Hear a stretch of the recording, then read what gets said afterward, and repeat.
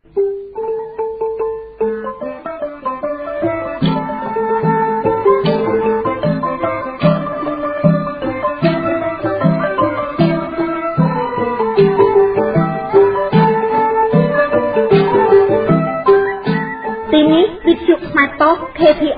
ផ្សាយចេញពីទីក្រុងខ្មែរ Long Beach រដ្ឋ California នៃសហរដ្ឋអាមេរិក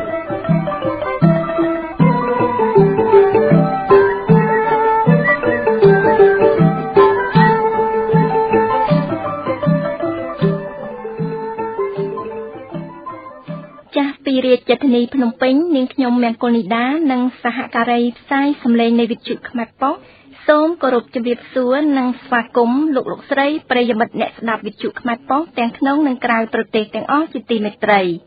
ចាត់ថ្ងៃនេះជាថ្ងៃ11កើតខែមិញឆ្នាំម្សាញ់បញ្ញស័កពុទ្ធសករាជ2557ដែលត្រូវនឹងថ្ងៃច័ន្ទទី10ខែកុម្ភៈគ្រិស្តសករាជ2014ចាស់ប្រិយមិត្តអ្នកស្ដាប់ជាទីគោរពនៅក្នុងកម្មវិធីនៃការផ្សាយប្រចាំថ្ងៃច័ន្ទទី10ខែកុម្ភៈឆ្នាំ2014នេះវិទ្យុខ្មែរប៉ុស្តិ៍សូមនាំមកជូនប្រិយមិត្តអ្នកស្ដាប់នៅព័ត៌មានជាថ្មីម្ដងទៀតតំណាងសហព័ន្ធសហជីពកម្មករនៅកម្ពុជាប្រកាសធ្វើកុតកម្មទូទាំងប្រទេសប្រសិនបើរដ្ឋាភិបាលមិនដោះស្រាយបញ្ហាដែលកំពុងកើតមាននៅបច្ចុប្បន្ននេះសហគមន៍អ្នកភូមិបង្កក់និងបណ្ដាញព្រះសង្ឃឯករាជ្យធ្វើការទាមទារនៅមុខក្រសួងយុតិធម៌និងដាក់ញត្តិទៅសាលាឧទ្ធរដើម្បីសុំកិច្ចអន្តរាគមន៍រកភាពយុត្តិធម៌ដល់ជនរងគ្រោះទាំង21រូបប្រជាពលរដ្ឋដាក់ពាក្យបណ្ដឹងទៅសាជីវកម្មហិរញ្ញវត្ថុអន្តរជាតិពីបទអំពើរំលោភដីធ្លីនាទីកិច្ចសម្ភាសសំណួរដេញដោលជុំវិញស្ថានភាពនយោបាយនៅកម្ពុជានាពេលបច្ចុប្បន្ននិងបញ្ហាដំណោះស្រាយរួមទាំងនាទីសប្បុរសធម៌ក៏ដូចជានាទីផ្សេងៗមួយចំនួនទៀត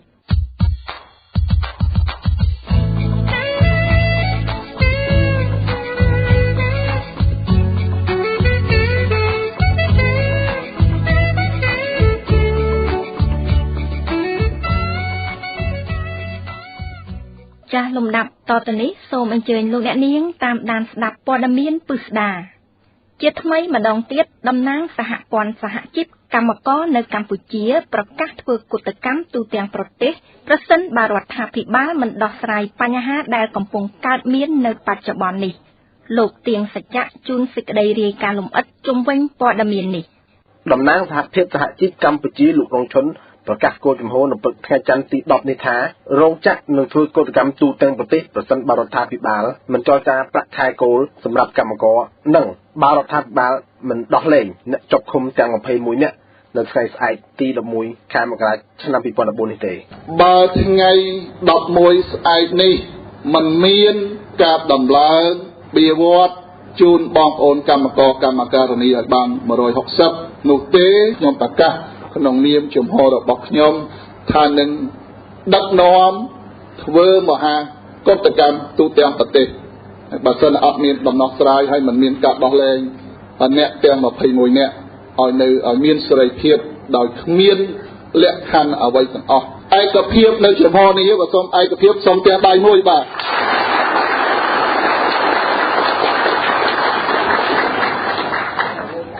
ការលើកឡើងរបស់លោករងឈុននេះបានធ្វើឡើងនៅក្នុងសន្និសីទសារព័ត៌មានមួយនៅឯសន្តាគារ Inferior នៅព្រឹកថ្ងៃទី10ខែមករាឆ្នាំ2014នេះសន្និសីទសារព័ត៌មានដែលធ្វើឡើងដោយតំណាងប្រធានសហព័ន្ធសហជីពនិងកម្មករនិយោជិតចំនួន9ក្នុងគោលបំណងស្នើសុំឲ្យរដ្ឋាភិបាលស្ថាប័នជាតិ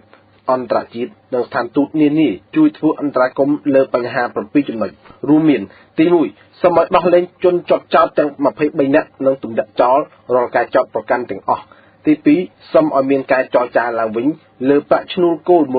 $160ក្នុងមួយខែទី3ទៅដាក់ទោសដល់ជនល្មើសដែលបានប្រើហិង្សានៅមុខរោងចក្រ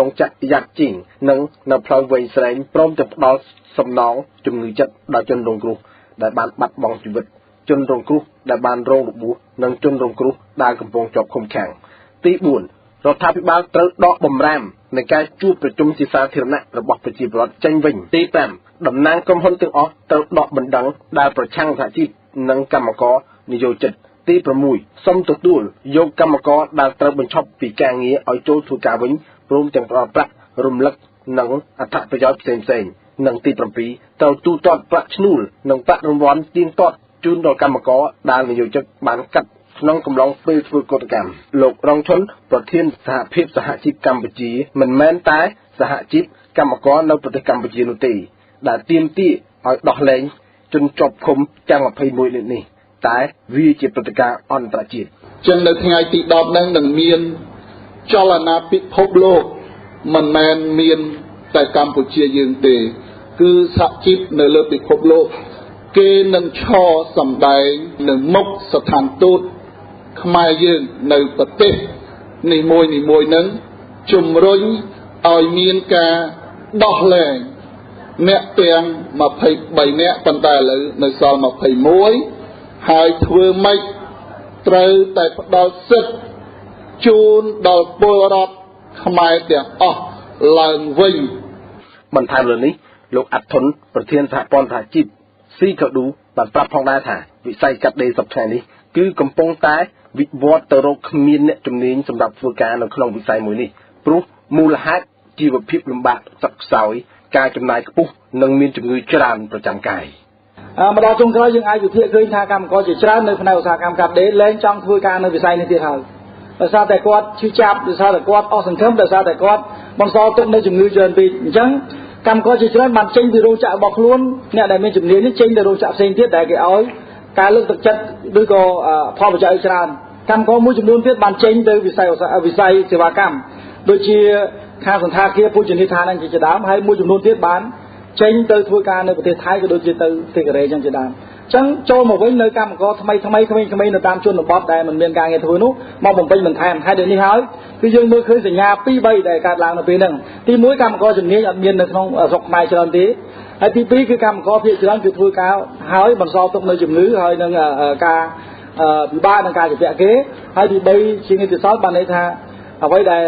គាត់ធ្វើការរងហើយគាត់អត់មានសង្ឃឹមនៅក្នុងអារម្មណ៍របស់គាត់ទេអញ្ចឹងធ្វើឲ្យមានការពិបាកយើងឃើញថាការទាមទារឡើងប្រាក់ឈ្នួលជាហូរហែគឺចាប់ពីឆ្នាំ2000មកគឺ8ដងមកហើយការកើនឡើងប្រាក់ឈ្នួលប៉ុន្តែការឡើងនោះមិនដែលបានឡើងណាមួយដែលសមរម្យហើយដែលឆ្លើយតបនឹងការរស់នៅចាំបាច់របស់កម្មករទេពីខ្ញុំទីងសច្ចៈរីកាពីរាជធានីភ្នំពេញសហគមន៍អ្នកភូមិបឹងកក់និងបណ្ដាញព្រះសង្ឃឯករាជ្យធ្វើការទាមទារនៅមុខក្រសួងយុតិធម៌និងដាក់ញត្តិទៅសាលាឧទ្ធរដើម្បីសុំកិច្ចអន្តរាគមន៍រកភាពយុត្តិធម៌ដល់ជនរងគ្រោះទាំង21រូបលោកថាច់បញ្ញាសូមជូនព័ត៌មានលម្អិតពីទីក្រុងភ្នំពេញ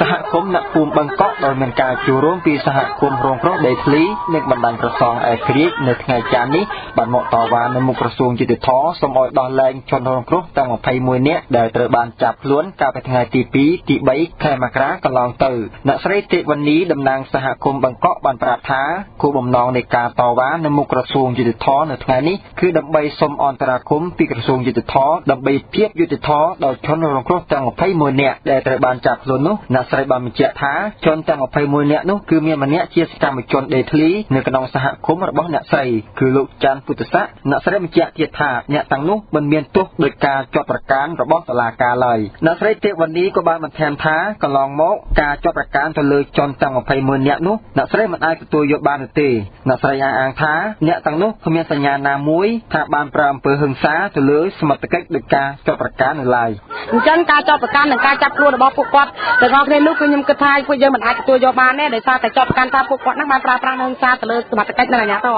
អញ្ចឹងគឺយើងត្រូវតែទាមទារយុត្តិធម៌ដល់ពួកគាត់បង្ហាញពីភាពស្អាតស្អំរបស់ពួកគាត់ឡើងវិញចា៎ក្រោយពីការតវ៉ានៅមុខក្រសួងយុតិធម៌នោះដែរក្រុមអ្នកតវ៉ាទាំងនោះក៏បានយកញត្តិទៅដាក់នៅសាលាឧទ្ធរដើម្បីសុំអន្តរាគមន៍និងរកយុត្តិធម៌ជូនដល់ជនរងគ្រោះទាំង21នាក់នោះផងដែរអ្នកស្រីទេវនីក៏បានឲ្យដឹងទៀតថានៅថ្ងៃទី11ខែកុម្ភៈខាងមុខនេះសាលាឧទ្ធរនឹងបើកសវនាការលើជនទាំង21នាក់ហើយនេះហើយបានជាសហគម មរបស់អ្នកស្រីក៏ដូចជាសហគមន៍ផ្សេងៗទៀតយកញត្តិមកដាក់សុំអន្តរាគមន៍និងរកភាពយុត្តិធម៌ជូនដល់ជនរងគ្រោះទាំង21នាក់នោះចាពួកខ្ញុំទៅតុលាការអតមួយទៀតដាក់ញត្តិនៅតុលាការអតមួយទៀតពីព្រោះស្អែកពួកគាត់នឹងទៅឡើងតុលាការអតហើយអញ្ចឹងពួកខ្ញុំត្រូវដាក់លិខិតដាក់ញត្តិទៅតុលាការអតមួយទៀតដើម្បីផ្ដល់យុត្តិធម៌ដល់ពួកគាត់ឲ្យមានសេរីភាពឡើងវិញសម្រាប់ថ្ងៃស្អែកនេះចាសូមបញ្ជាក់ថាការចាប់ខ្លួនជនរងគ្រោះទាំង23នាក់កាលពីថ្ងៃទី2ទី3ខែមករាកន្លងទៅក្នុងនោះមានលោកវ៉ាន់ពើជាប្រធានសមាគមប្រជាធិបតេយ្យឯករាជ្យនៃសេដ្ឋកិច្ចក្រៅប្រព័ន្ធនិងសកម្មជនសិទ្ធិមនុស្ស2នាក់រួមទាំងកម្មករនោះផងដែរក្រៅពីសហគមន៍របស់អ្នកស្រីទេវនីក៏ដូចជាសហគមន៍ផ្សេងៗក្រុមអង្គការសង្គមស៊ីវិលជាច្រើនក៏បានកំពុងធ្វើការទាមទារយ៉ាងខ្លាំងក្លាដើម្បីរកភាពយុត្តិធម៌និងសូមឲ្យដោះលែងជនរងគ្រោះទាំងនោះជាបន្ទាន់ខ្ញុំបាទថៃបញ្ញាវិទ្យុខ្មែរប៉ុស្តិ៍រាយការណ៍ពីរាជធានីភ្នំពេញជាប្រជាពលរដ្ឋដាក់ពាក្យបណ្ដឹងទៅសាជីវកម្មហិរញ្ញវត្ថុអន្តរជាតិពីបទអំពើរំលោភដីធ្លីจากពីទីក្រុងភ្នំពេញដដែលលោកវិលៀមរឿនសូមជូនសេចក្តីរាយការណ៍ដូចតទៅនៅសប្តាហ៍នេះប្រជាពលរដ្ឋរាប់រយគ្រួសារកំពុងរៀបចំធ្វើពាក្យបណ្ដឹងទៅសាជីវកម្មហិរញ្ញវត្ថុអន្តរជាតិហៅកាត់ថា IFC ជុំវិញគម្រោងវិនិយោគរបស់ខ្លួននៅក្នុងក្រុមហ៊ុនដំណាំកៅស៊ូដែលក្រុមហ៊ុនកៅស៊ូរបស់យួននៅភូមិអេសានបានរំលោភដីធ្លីនិងព្រៃសហគមន៍ថ្ងៃនេះឬថ្ងៃស្អែកយុវប្រតិបត្តិអង្គការសមត្ថៈកម្ពុជាលោកអៀងវុធីជាអង្គការក្រៅរដ្ឋាភិបាលមួយក្នុងចំណោមអង្គការក្រៅរដ្ឋាភិបាលទាំងអស់ដែលបានកំពុងធ្វើការជាមួយគ្រួសារប្រជាពលរដ្ឋដែលកំពុងរងផលប៉ះពាល់ថានឹងដាក់ពាក្យបណ្ដឹងទៅជូនមន្ត្រីទីប្រឹក្សាផ្នែកអនុវត្តតាមគោលការណ៍របស់សាជីវកម្មយោងតាមអង្គការឃ្លាំមើលបរិស្ថានរបស់អង់គ្លេស Global Witness កាលពីខែឧសភាបានបញ្ចប់ការស៊ើបអង្កេតរយៈពេល1ខែបានសន្និដ្ឋាននឹងលាតត្រដាងពីសកម្មភាពវិនិយោគទុនរបស់សាជីវកម្ម ISC និងធនាគារ Deutsche Bank កំពុងផ្ដល់ហិរញ្ញវត្ថុដល់សកម្មភាពកាប់ឈើខុសច្បាប់និងសកម្មភាពទន្ទ្រានយកដីមកធ្វើចំការកៅស៊ូនៃក្រុមហ៊ុនយួនលោកអៀងវុធីបានបន្តទៀតថាពាក្យបណ្ដឹងនេះដាក់ប្តឹងក្រុមហ៊ុនសាជីវកម្ម IFC ដែលជាសេនាធិការវិស័យផ្នែកឯកជននៃធនាគារ World Bank បានរំលោភគោលការណ៍របស់ខ្លួនពុំមានក្រមសីលធម៌ដូច្នេះចង់ឲ្យក្រុមហ៊ុន HAGL ដាក់សម្ពាធលើក្រុមហ៊ុនចំការកៅស៊ូប្រគល់ចំការដល់ប្រជាពលរដ្ឋវិញនិងបញ្ឈប់ការកាប់បំផ្លាញព្រៃឈើយកដីធ្លីប្រជាពលរដ្ឋខ្មែរក្រុមហ៊ុន HAGL បានបដិសេធថាខ្លួនមិនបានធ្វើខុសច្បាប់ទេហើយក្រុមហ៊ុនសាជីវកម្ម IFC បានលើកឡើងថាខ្លួននឹងសិក្សានៅរបាយការណ៍ទាំងនេះដើម្បីពិនិត្យនិងតាមដានបណ្ដាសង្គមស៊ីវិលនិងប្រជាពលរដ្ឋខ្មែរមានអារម្មណ៍សោកស្ដាយយ៉ាងខ្លាំងចំពោះរដ្ឋាភិបាលសពថ្ងៃដែលដឹកនាំដោយលោកហ៊ុនសែនដែលបានផ្ដល់ដីសម្បត្តិក្នុងការដាំកៅស៊ូនិងកាប់ព្រៃឈើឲ្យក្រុមហ៊ុនយួនជាច្រើនហិកតានឹងរាប់សិបឆ្នាំទុកឲ្យប្រជាពលរដ្ឋរបស់ខ្លួនរងទុក្ខវេទនាអស់ដីអស់ព្រៃឈើថែមទាំងអស់លំនៅឋានទៀតផងខ្ញុំបាទវិលៀមវិទ្យុខ្មែរប៉ុស្តិ៍រាយការណ៍ពីទីក្រុងភ្នំពេញគណៈបកសង្គ្រោះជាតិនិងក្រុមការងារវិទ្យុខ្មែរប៉ុស្តិ៍បានចែកជូននូវថវិកាដល់ជនរងគ្រោះមានអ្នករងរបួសធ្ងន់អ្នកស្លាប់និងក្រុមគ្រួសារអ្នកជាប់ពន្ធនាគារនៅត្រពាំង ខ្លុងខេត្តកំពង់ចាមចាលោកពេជ្រសវណ្ណសូមជូនសេចក្តីរាយការណ៍លម្អិតដូចតទៅគណៈបកសង្គ្រោះជាតិនិងក្រុមការងារវិទ្យុខ្មែរប៉ុស្តិ៍បានចុះទៅចែកថវិកាដែលបានមកពីបងប្អូនខ្មែរនៅក្រៅប្រទេសចែកជូនដល់បងប្អូនក្រុមគ្រួសារអ្នកស្លាប់អ្នករងរបួសនិងក្រុមគ្រួសារដែលជាប់ពន្ធនាគារនៅត្រពាំង ខ្លុងខេត្តកំពង់ចាមនៅវត្តសាមគ្គីរាំងសីស្ថិតនៅភូមិមានជ័យ1សង្កាត់តឹងមានជ័យខណ្ឌមានជ័យរាជធានីភ្នំពេញកាលពីរសៀលថ្ងៃទី10ខែកុម្ភៈឆ្នាំ2014នេះគណៈបកសង្គ្រោះជាតិដឹកនាំដោយលោកខូវ៉ាន់បេក្ខជនជាប់ឆ្នោតតំណាងរាស្ត្រនៅមណ្ឌលភ្នំពេញលោកថៃសេដ្ឋាអតីតសមាជិកព្រឹទ្ធសភាមកពីគណៈបកសំរងស៊ីនិងលោកសាំងសាននាយករងខុទ្ទកាល័យលោកកឹមសុខាអនុប្រធានគណៈបកសង្គ្រោះជាតិហើយក្រុមការងារវិទ្យុខ្មែរប៉ុស្តិ៍មានលោកពេជ្រសវណ្ណនិងកញ្ញាសេងរស្មីហៅថាកញ្ញាមួនស៊ីមុនបានយកថវិកាមួយចំនួនតែមានខាងគណៈបកសង្គ្រោះជាតិសរុបទឹកប្រាក់$3,700និងខាងក្រុមការងារវិទ្យុខ្មែរប៉ុស្តិ៍$4,700សហរដ្ឋអាមេរិកសរុបទាំងអស់$8,400សហរដ្ឋអាមេរិក លោកហូវ៉ាន់តំណាងរាស្ត្រជាប់ឆ្នោតនៅមណ្ឌលភ្នំពេញបានលើកឡើងនៅចំពោះមុខក្រុមគ្រួសារដែលរងរបួសនិងអ្នកស្លាប់និងក្រុមគ្រួសារដែលជាប់ពន្ធនាគារនៅតំពាំងខ្លុងខេត្តកំពង់ចាមថាបងប្អូនក្រុមគ្រួសារជនរងគ្រោះកុំអាលអស់សង្ឃឹមឲ្យសោះព្រោះថាគណៈបកសង្គ្រោះជាតិតែងតែយកចិត្តទុកដាក់ជាពិសេសរូបលោកផ្ទាល់បានប្រមូលឯកសារជាច្រើនពាក់ព័ន្ធទៅនឹងការបង្ក្រាបរបស់រដ្ឋាភិបាលទៅលើកម្មករដោយគ្រាន់តែទាមទារសុំដំឡើងប្រាក់បៀវត្ស$160សោះមានការប្រាអំពើហិង្សាយ៉ាងអមនុស្សធម៌ជាទីបំផុតយើងគិតគូរណាស់ជីវិតថ្លៃណាស់យើងត្រូវដឹងថាជីវិតរដ្ឋមន្ត្រីនាយករដ្ឋមន្ត្រីដាច់រាជទាំងអស់គឺស្មើគ្នាត្រូវដឹងកុំថាជីវិតគេថ្លៃណាស់ជីវិតខ្ញុំអត់ថ្លៃអត់ទេកុំនិយាយថាស្លាប់ 4-5 នាក់រឿងតិចតួចមិនមែនរឿងតិចតួចទេតែមួយនាក់ក៏អត់មានរកបានដែរតម្លៃនេះថ្លៃណាស់គឺជាអាយុជីវិតថ្លៃណាស់បាទហើយដើម្បីបុព្វហេតុអីដើម្បីបុព្វហេតុសង្គមកម្មករទាំងមូលឲ្យមានជីវភាពគ្រាន់នឹងរស់នឹងគេធ្វើការគឺ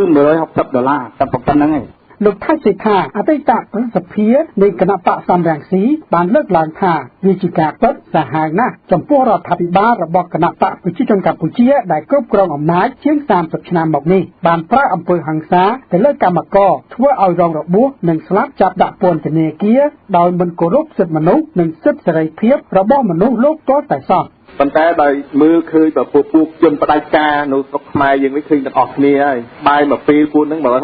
អត់គ្រប់ទេប៉ុន្តែដែលយើងទាមទារ$160ថាចុះបាននេះច្រើនម្ល៉េះហើយចុះបើគ្រួសារពួកគេហ្នឹងមើលទៅបែងចែកហ្នឹងវាបានគ្រប់ទេចាយវាគ្រប់ទេហើយយើងតការតស៊ូរបស់យើងនេះមានអត្ថន័យជាប្រវត្តិសាស្ត្រធំធេងណាស់ហើយជាកម្លាំងបានឃើញទេប្រហែលថ្ងៃនេះថ្ងៃច័ន្ទនេះហាក់ជីបធំពិភពលោកមិនមែនគេឈឺឆ្អាលតែខ្មែរទេពិភពលោកតែគេឈឺឆ្អាលចំពោះកម្មករខ្មែរទេចង់ឃើញឲ្យកម្មករខ្មែរយើងមានជីវភាពល្អហើយជាពិសេសគេឃើញអំពើផ្ដាច់ការរបស់រដ្ឋាភិបាលនេះទៅហ៊ានលើកកំភ្លើងបាញ់កម្មករដែលជាដៃទៅទេវាខុសខើណាស់ឥឡូវនេះឃើញទេបងប្អូនឃើញអំពើអយុត្តិធម៌អំពើផ្ដាច់ការទៅបានផ្ដំទាជុំវិញពិភពលោកប្រពន្ធលោកបនពៅអ្នកស្រីប្រាក់សវណ្ណរីបានប្រាប់វិទ្យុខ្មែរប៉ុស្តិ៍ថាប្តីរបស់គាត់សប្តាហ៍ថ្ងៃនេះមានសភាពជំងឺទ្រុឌទ្រោមខ្លាំងណាស់បូកផ្សំនឹងការដែលកងកម្លាំងយោធាឆាត់យងលេខ911បានវាយទៅលើប្តីរបស់អ្នកស្រីយ៉ាងធ្ងន់ធ្ងរថែមទៀតផងក្នុងនាមខ្ញុំជាភរិយារបស់លោកវ៉ាន់ពៅខ្ញុំសូមថ្លែងអំណរគុណដល់បងប្អូនដែលបានឧបត្ថម្ភទឹកប្រាក់ដល់ក្រុមគ្រួសារខ្ញុំដែលកំពុងតែ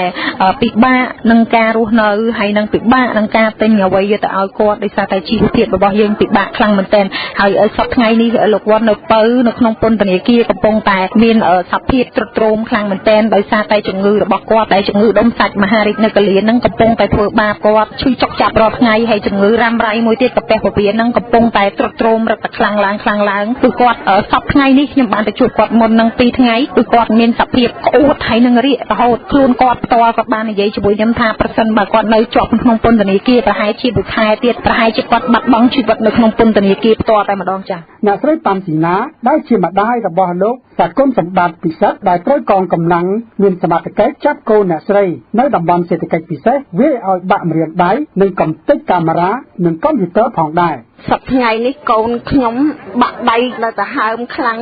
ព្រោះតិចឆ្អឹងហ្មងខ្ញុំសង្ឃឹមថាស្អែកប្រហែលជាបានដោះលែងកូនខ្ញុំចេញក្រៅឃុំចា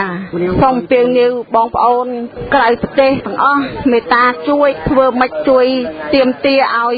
រដ្ឋាភិបាលហ៊ុនសែននឹងឲ្យជួយឆាប់ដោះលែងជនរងគ្រោះទាំង21នាក់នៅក្នុងថ្ងៃស្អែកថ្ងៃទី11កុម្ភៈនេះខ្ញុំសូមថ្លែងអំណរគុណវិទ្យុខ្មែរប៉ុស្តិ៍ដែលបានពំនាំថវិកាពីក្រៅស្រុកយកមកចែកជូនជនរងគ្រោះដែលជាប់ពន្ធនាគារគណៈបកសង្គ្រោះជាតិក៏ដូចជាក្រុមការងារវិទ្យុខ្មែរប៉ុស្តិ៍តែងតែយកចិត្តទុកដាក់ទៅលើជនរងគ្រោះដោយសារការបង្ក្រាបពីសំណាក់រដ្ឋាភិបាលដែលដឹកនាំដោយគណៈបកប្រជាជនកម្ពុជាទៅលើក្រុមបាតកោដូចជាកម្មករកម្មការិនីកាលពីដើមខែមករាឆ្នាំ2014យ៉ាងធ្ងន់ធ្ងរត្រូវបានមតិជាតិនិងអន្តរជាតិបានកោតទោសឲ្យទាមទាររកយុត្តិធម៌ឲ្យជនរងគ្រោះដោយខាងតែបានខ្ញុំពេជ្រសុវណ្ណវិទ្យុខ្មែរប៉ុស្តិ៍ KPR ពីភ្នំពេញចាព័ត៌មានពិស្ដារដែលលោកអ្នកនាងទើបតែបានតាមដានស្ដាប់អំបញ្ញមិញចប់តែប៉ុណ្ណេះ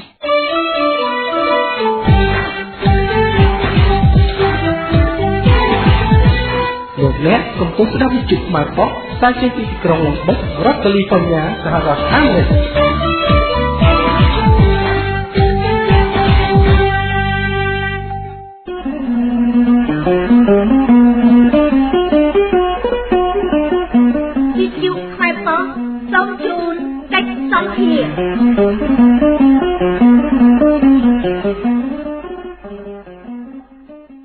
ប្រិយមិត្តអ្នកស្ដាប់ជាទីមេត្រី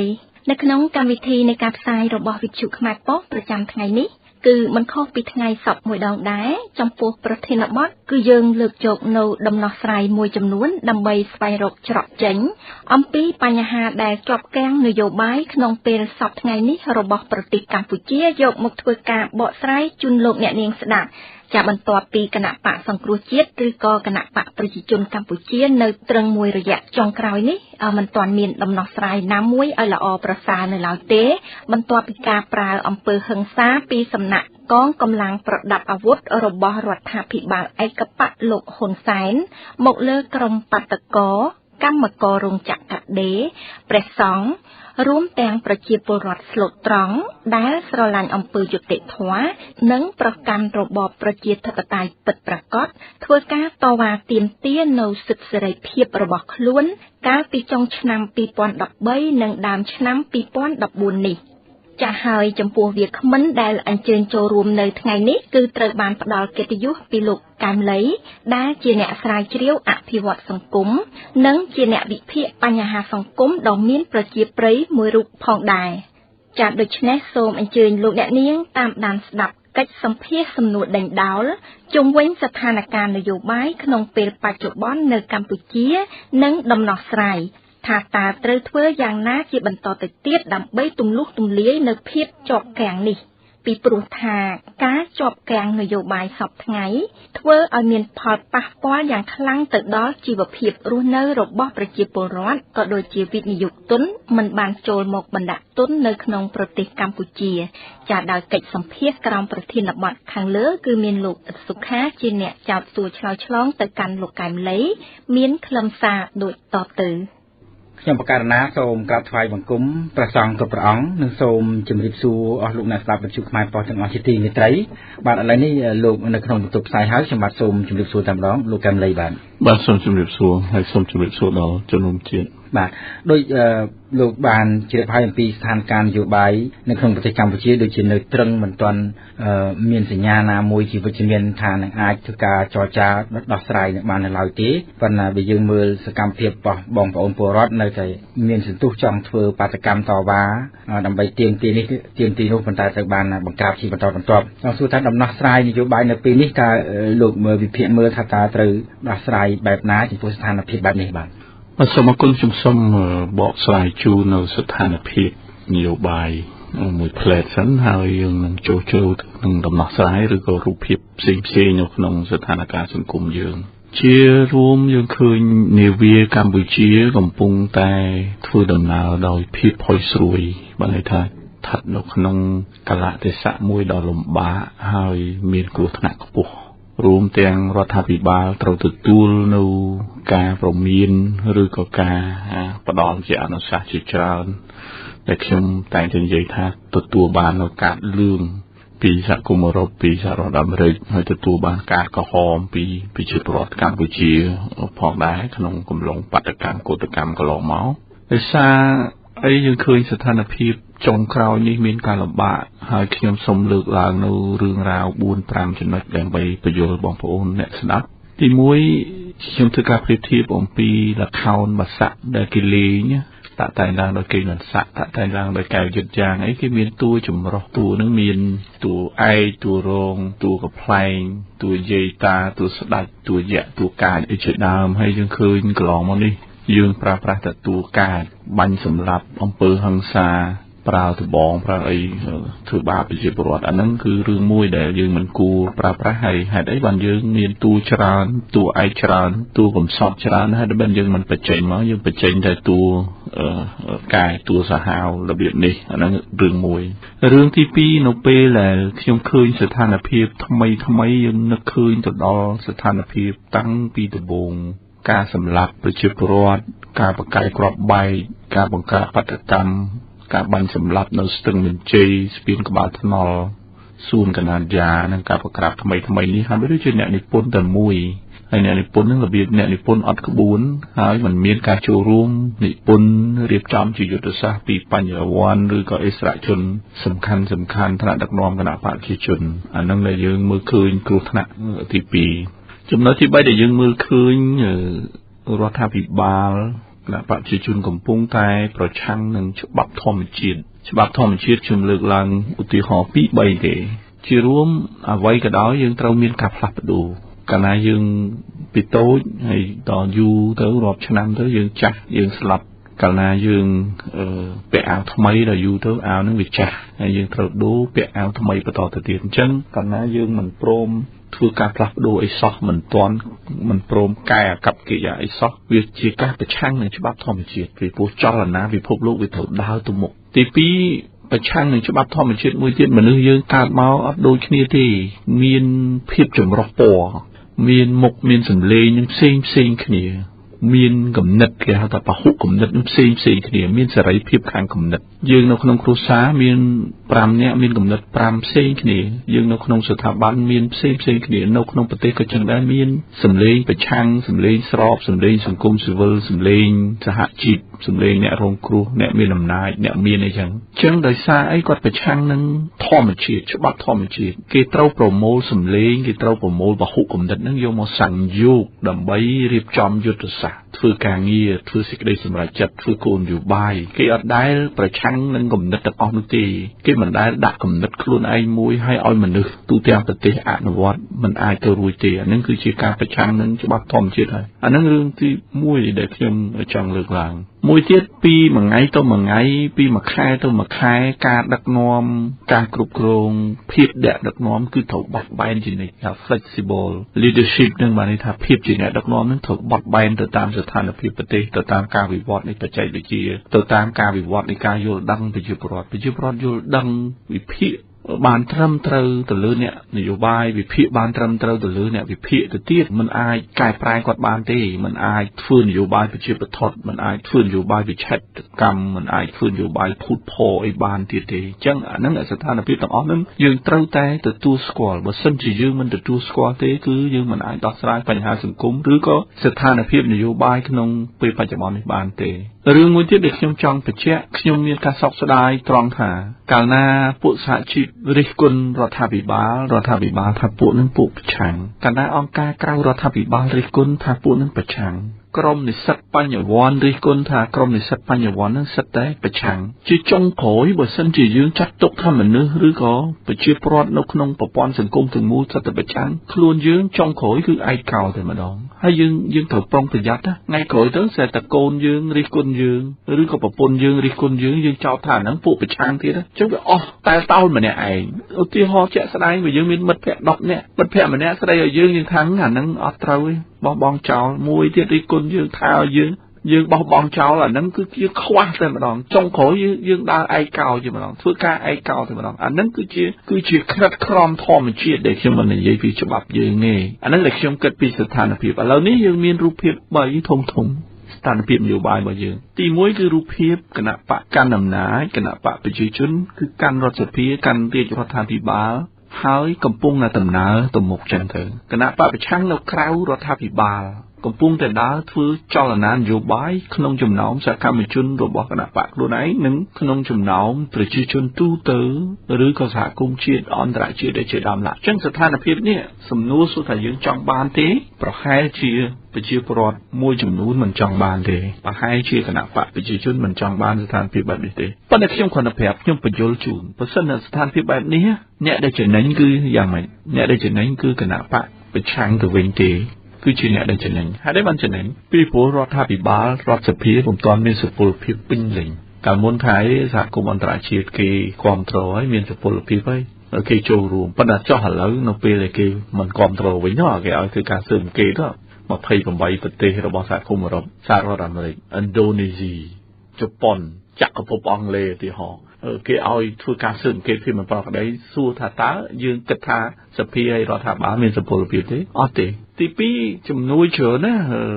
ខាង OSA ខាង World Bank ជួយខាងអភិបាលកិច្ចល្អនិងម្ចាស់ជំនួយផ្សេងទៀតគេចាំមើលអំពីដំណោះស្រាយនយោបាយអញ្ចឹងរដ្ឋាភិបាលដើរទៅមិនល្អទេមិនស្រួលទេហើយមួយទៀតបើសិនបើនៅតែអញ្ចឹងគណៈបកប្រឆាំងធ្វើសកម្មភាពនយោបាយគឺប្រមូលការគ្រប់គ្រងបានច្រើនរហូតដល់ឆ្នាំ2017បោះឆ្នោតក្រុមប្រឹក្សាឃុំ2018បោះឆ្នោតក្រុមប្រឹក្សា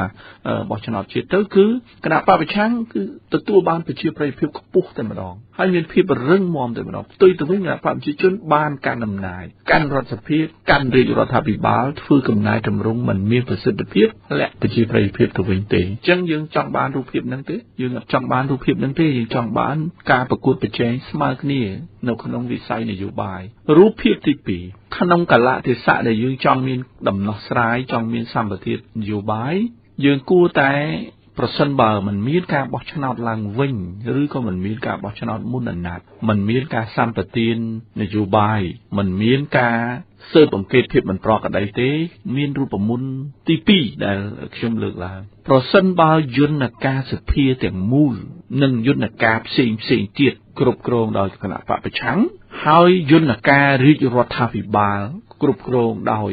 គណៈបកកណ្ដាលដាច់ទៅខ្ញុំគិតថានឹងជួយគ្នាបានណាមានតុល្យភាពអំណាចមើលគ្នាទៅវិញទៅមកទីហោថាយន្តការសភាទាំងមូលទាំងប្រធានរដ្ឋសភាអនុប្រធានរដ្ឋសភាគណៈកម្មការទាំងអស់គណៈបកប្រឆាំងទទួលខុសត្រូវហើយ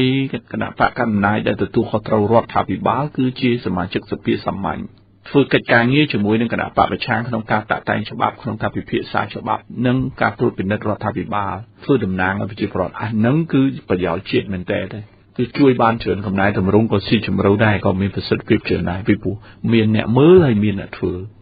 អាហ្នឹងរឿងទី2ដែលយើងអាចយកជារូបមន្តបាននៅពេលដែលស្ថានភាពជាប់គាំងខាងផ្នែកនយោបាយអញ្ចឹងប៉ុន្តែរឿងទី3គេហៅថា the best scenario គឺជារឿងល្អបំផុតសម្រាប់ប្រទេសកម្ពុជាហើយអ្នកនយោបាយគួរតែចាប់យកឱកាសនេះរឿងទី3គណៈបកសង្គ្រោះជាតិនិងគណៈបកប្រជាជនគួរតែព្រមព្រៀងគ្នាជាមុននឹងចូលរដ្ឋសភាព្រមព្រៀងគ្នាលើចំណុចអីខ្លះទី1ព្រមព្រៀងគ្នាលើយន្តការរដ្ឋសភាទី2ព្រមព្រៀងគ្នាលើយន្តការសមស្របគណៈកម្មការជាតិរៀបចំការបោះឆ្នោតទី3ព្រមព្រៀងគ្នាកែរដ្ឋធម្មនុញ្ញមាត្រាទី78ស្ដីអំពីតំណាងរាស្ត្រហើយអាចអនុញ្ញាតឲ្យមានជំរើស3ដែលសមស្របជំរើសទី1គឺអាចបោះឆ្នោតជាតិមុនអាណត្តិបានន័យថាបោះឆ្នោតអាណត្តិទី6នៅឆ្នាំ2015នឹងគឺជាជំរើសសមស្របបើសិនជាយើងចាប់ផ្ដើមព្រមព្រៀងគ្នាជាមុនហើយព្រមព្រៀងគ្នានឹងជាសាធារណៈនៅមុខព្រះភ័ក្ត្រព្រះមហាក្សត្រដែលជាសាក្សីហើយនឹងអង្គទូតទាំងឡាយដែលជាសាក្សីហើយកែយន្តការរដ្ឋសភាយន្តការគណៈកម្មការជាតិរៀបចំការបោះឆ្នោតប្រព័ន្ធបោះឆ្នោតវិសោធនកម្មរដ្ឋធម្មនុញ្ញអនុញ្ញាតឲ្យមានការបោះឆ្នោតអាណត្តិទី6នៅឆ្នាំ2015អានឹងរឿងជំរើសទី1ជំរើសទី2អាចធ្វើវិសោធនកម្មរដ្ឋធម្មនុញ្ញមាត្រាទី78នឹងដែរហើយឲ្យមានការបោះឆ្នោតក្រុមប្រឹក្សាឃុំនិងការបោះឆ្នោតជាតិជាមួយគ្នានៅឆ្នាំ2017ចំណេញយ៉ាងម៉េចព្រោះទម្រង់នៃការបោះឆ្នោតដូចគ្នាអង្គបោះឆ្នោតដូចគ្នាគឺប្រជាពលរដ្ឋទូទៅដូចគ្នាគ្រាន់តែបោះឆ្នោតហើយកណនីកៅអីតំណាងរាស្ត្រតាមខេត្តបោះឆ្នោតហើយកណនីកៅអីក្រុមប្រឹក្សាឃុំសង្កាត់តាមឃុំសង្កាត់អាហ្នឹងគឺជាជំរើសទី2ដែលអាចបោះឆ្នោតនៅឆ្នាំ2017ជាមួយគ្នាទាំងក្រុមប្រឹក្សាឃុំទាំងតំណាងរាស្ត្រហើយចាប់ផ្ដើមរៀបចំយន្តការបោះឆ្នោតឲ្យល្អមានអព្យាក្រឹតភាពមានប្រព័ន្ធត្រឹមត្រូវ system គ្រប់គ្រាន់នីតិវិធីយើងអាចធ្វើការកែសម្រួលហើយនឹងរូបមន្តនៃការកណនីកៅអីបើយើងកណនីកៅអីយករូបមន្តសមាមាត្រក៏បានកណនីកៅអីយកសំណល់ខ្ពស់បំផុតក៏បានអាហ្នឹងក៏ជួយបានល្អដែរកុំយកមធ្យមភាពបំផុតដូចរាល់ថ្ងៃអាហ្នឹងគឺជួយបានអាហ្នឹងជំរើសទី2ដែលអាចសមស្របជំរើសទី3ប្រសិនបើយើងធ្វើវិសោធនកម្មរដ្ឋធម្មនុញ្ញមាត្រាទី78ធ្វើវិសោធនកម្មបោះឆ្នោតក្រុមប្រឹក្សាឃុំសង្កាត់ច្បាប់បោះឆ្នោតធ្វើវិសោធនកម្មច្បាប់បោះឆ្នោតតំណាងរាស្ត្រឲ្យមួយអាណត្តិទៅ4ឆ្នាំក្រុមប្រឹក្សាឃុំសង្កាត់ក៏4ឆ្នាំបោះឆ្នោតតំណាងរាស្ត្រក៏4ឆ្នាំអញ្ចឹងយើងអាចបោះឆ្នោតក្រុមប្រឹក្សាឃុំសង្កាត់នៅឆ្នាំ2016បានហើយនឹងបោះឆ្នោតតំណាងរាស្ត្រនៅឆ្នាំ2017បាននេះជាជំរឿនដ៏ល្អបំផុតការយល់ឃើញរបស់ខ្ញុំមានន័យថាចាប់ពីពេលហ្នឹងទៅគឺបោះឆ្នោតក្រុមប្រឹក្សាឃុំសង្កាត់4ឆ្នាំម្ដង4ឆ្នាំម្ដងបោះឆ្នោតតំណាងរាស្ត្រ4ឆ្នាំម្ដងបើ4ឆ្នាំម្ដងថយមួយឆ្នាំពី2017ថយ2016ពី2018ថយ2017អាហ្នឹងគឺ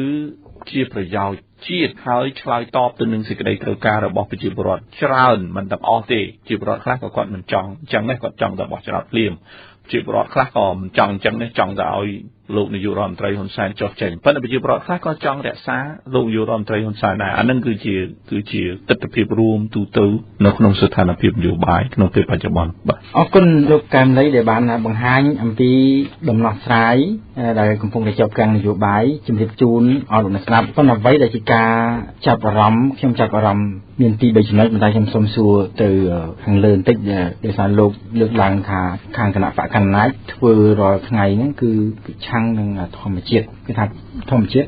យើងប្រើប្រាស់ចាស់ត្រូវផ្លាស់ប្ដូរយកថ្មីវិញប៉ុន្តែយើងមើលឃើញស្រាប់ទៅគឺវាអញ្ចឹងមែនប៉ុន្តែតែអ្នកណាមួយដែលធ្វើឲ្យគាត់ប្រឆាំងនឹងធម្មជាតិចង់សួរខាងពីខាងក្រោយខ្នងបងប្អូនមើលអ្នកស្ដាប់ក៏ចង់ដឹងដែរថាគាត់លេងល្បែងនយោបាយមានការបង្ក្រាបមានការទិញអីជាហោហែកន្លងមកប៉ុន្តែម្ដងនេះគឺដូចអត់មានទិញដូរអីទេតែបង្ក្រាបធ្វើម៉េចដើម្បីគាត់នឹងធ្វើឲ្យបានប្រឆាំងនឹងធម្មជាតិចេះតែជោគជ័យរហូតតែក្នុងអាណត្តិនេះអាចទៅរួចទៀតទេហើយមួយទៀតតកតងនឹងរឿងដំណោះស្រាយដោយលោកបានលើកឡើងជំរាបជូនអនុស្ដាប់ថាជំរើសមានប្រមាណបាញ់ហ្នឹងលោកថាបើអាចចូលសភាជាប្រធានសភាឲ្យដាច់ឲ្យរដ្ឋាភិបាលគណៈបកកណ្ដាលដាច់ទៅអញ្ចឹងយើងអាច check and balance តរយៈពេលគ្នាប៉ុន្តែលោកនាយករដ្ឋមន្ត្រីហ៊ុនសែនគាត់បានលើកឡើងតាំងពីមុនបោះឆ្នោតថៅភ្លាមគាត់បានលើកឡើងថាមិនដែលមានគណៈបកចាញ់ឆ្នោតឡើងធ្វើប្រធានសភាទេវាមិនដែលមានដូច្នេះដំណោះស្រាយហ្នឹងក៏គឺបរាជ័យហើយតើតើនឹងបញ្ហាមួយទៀត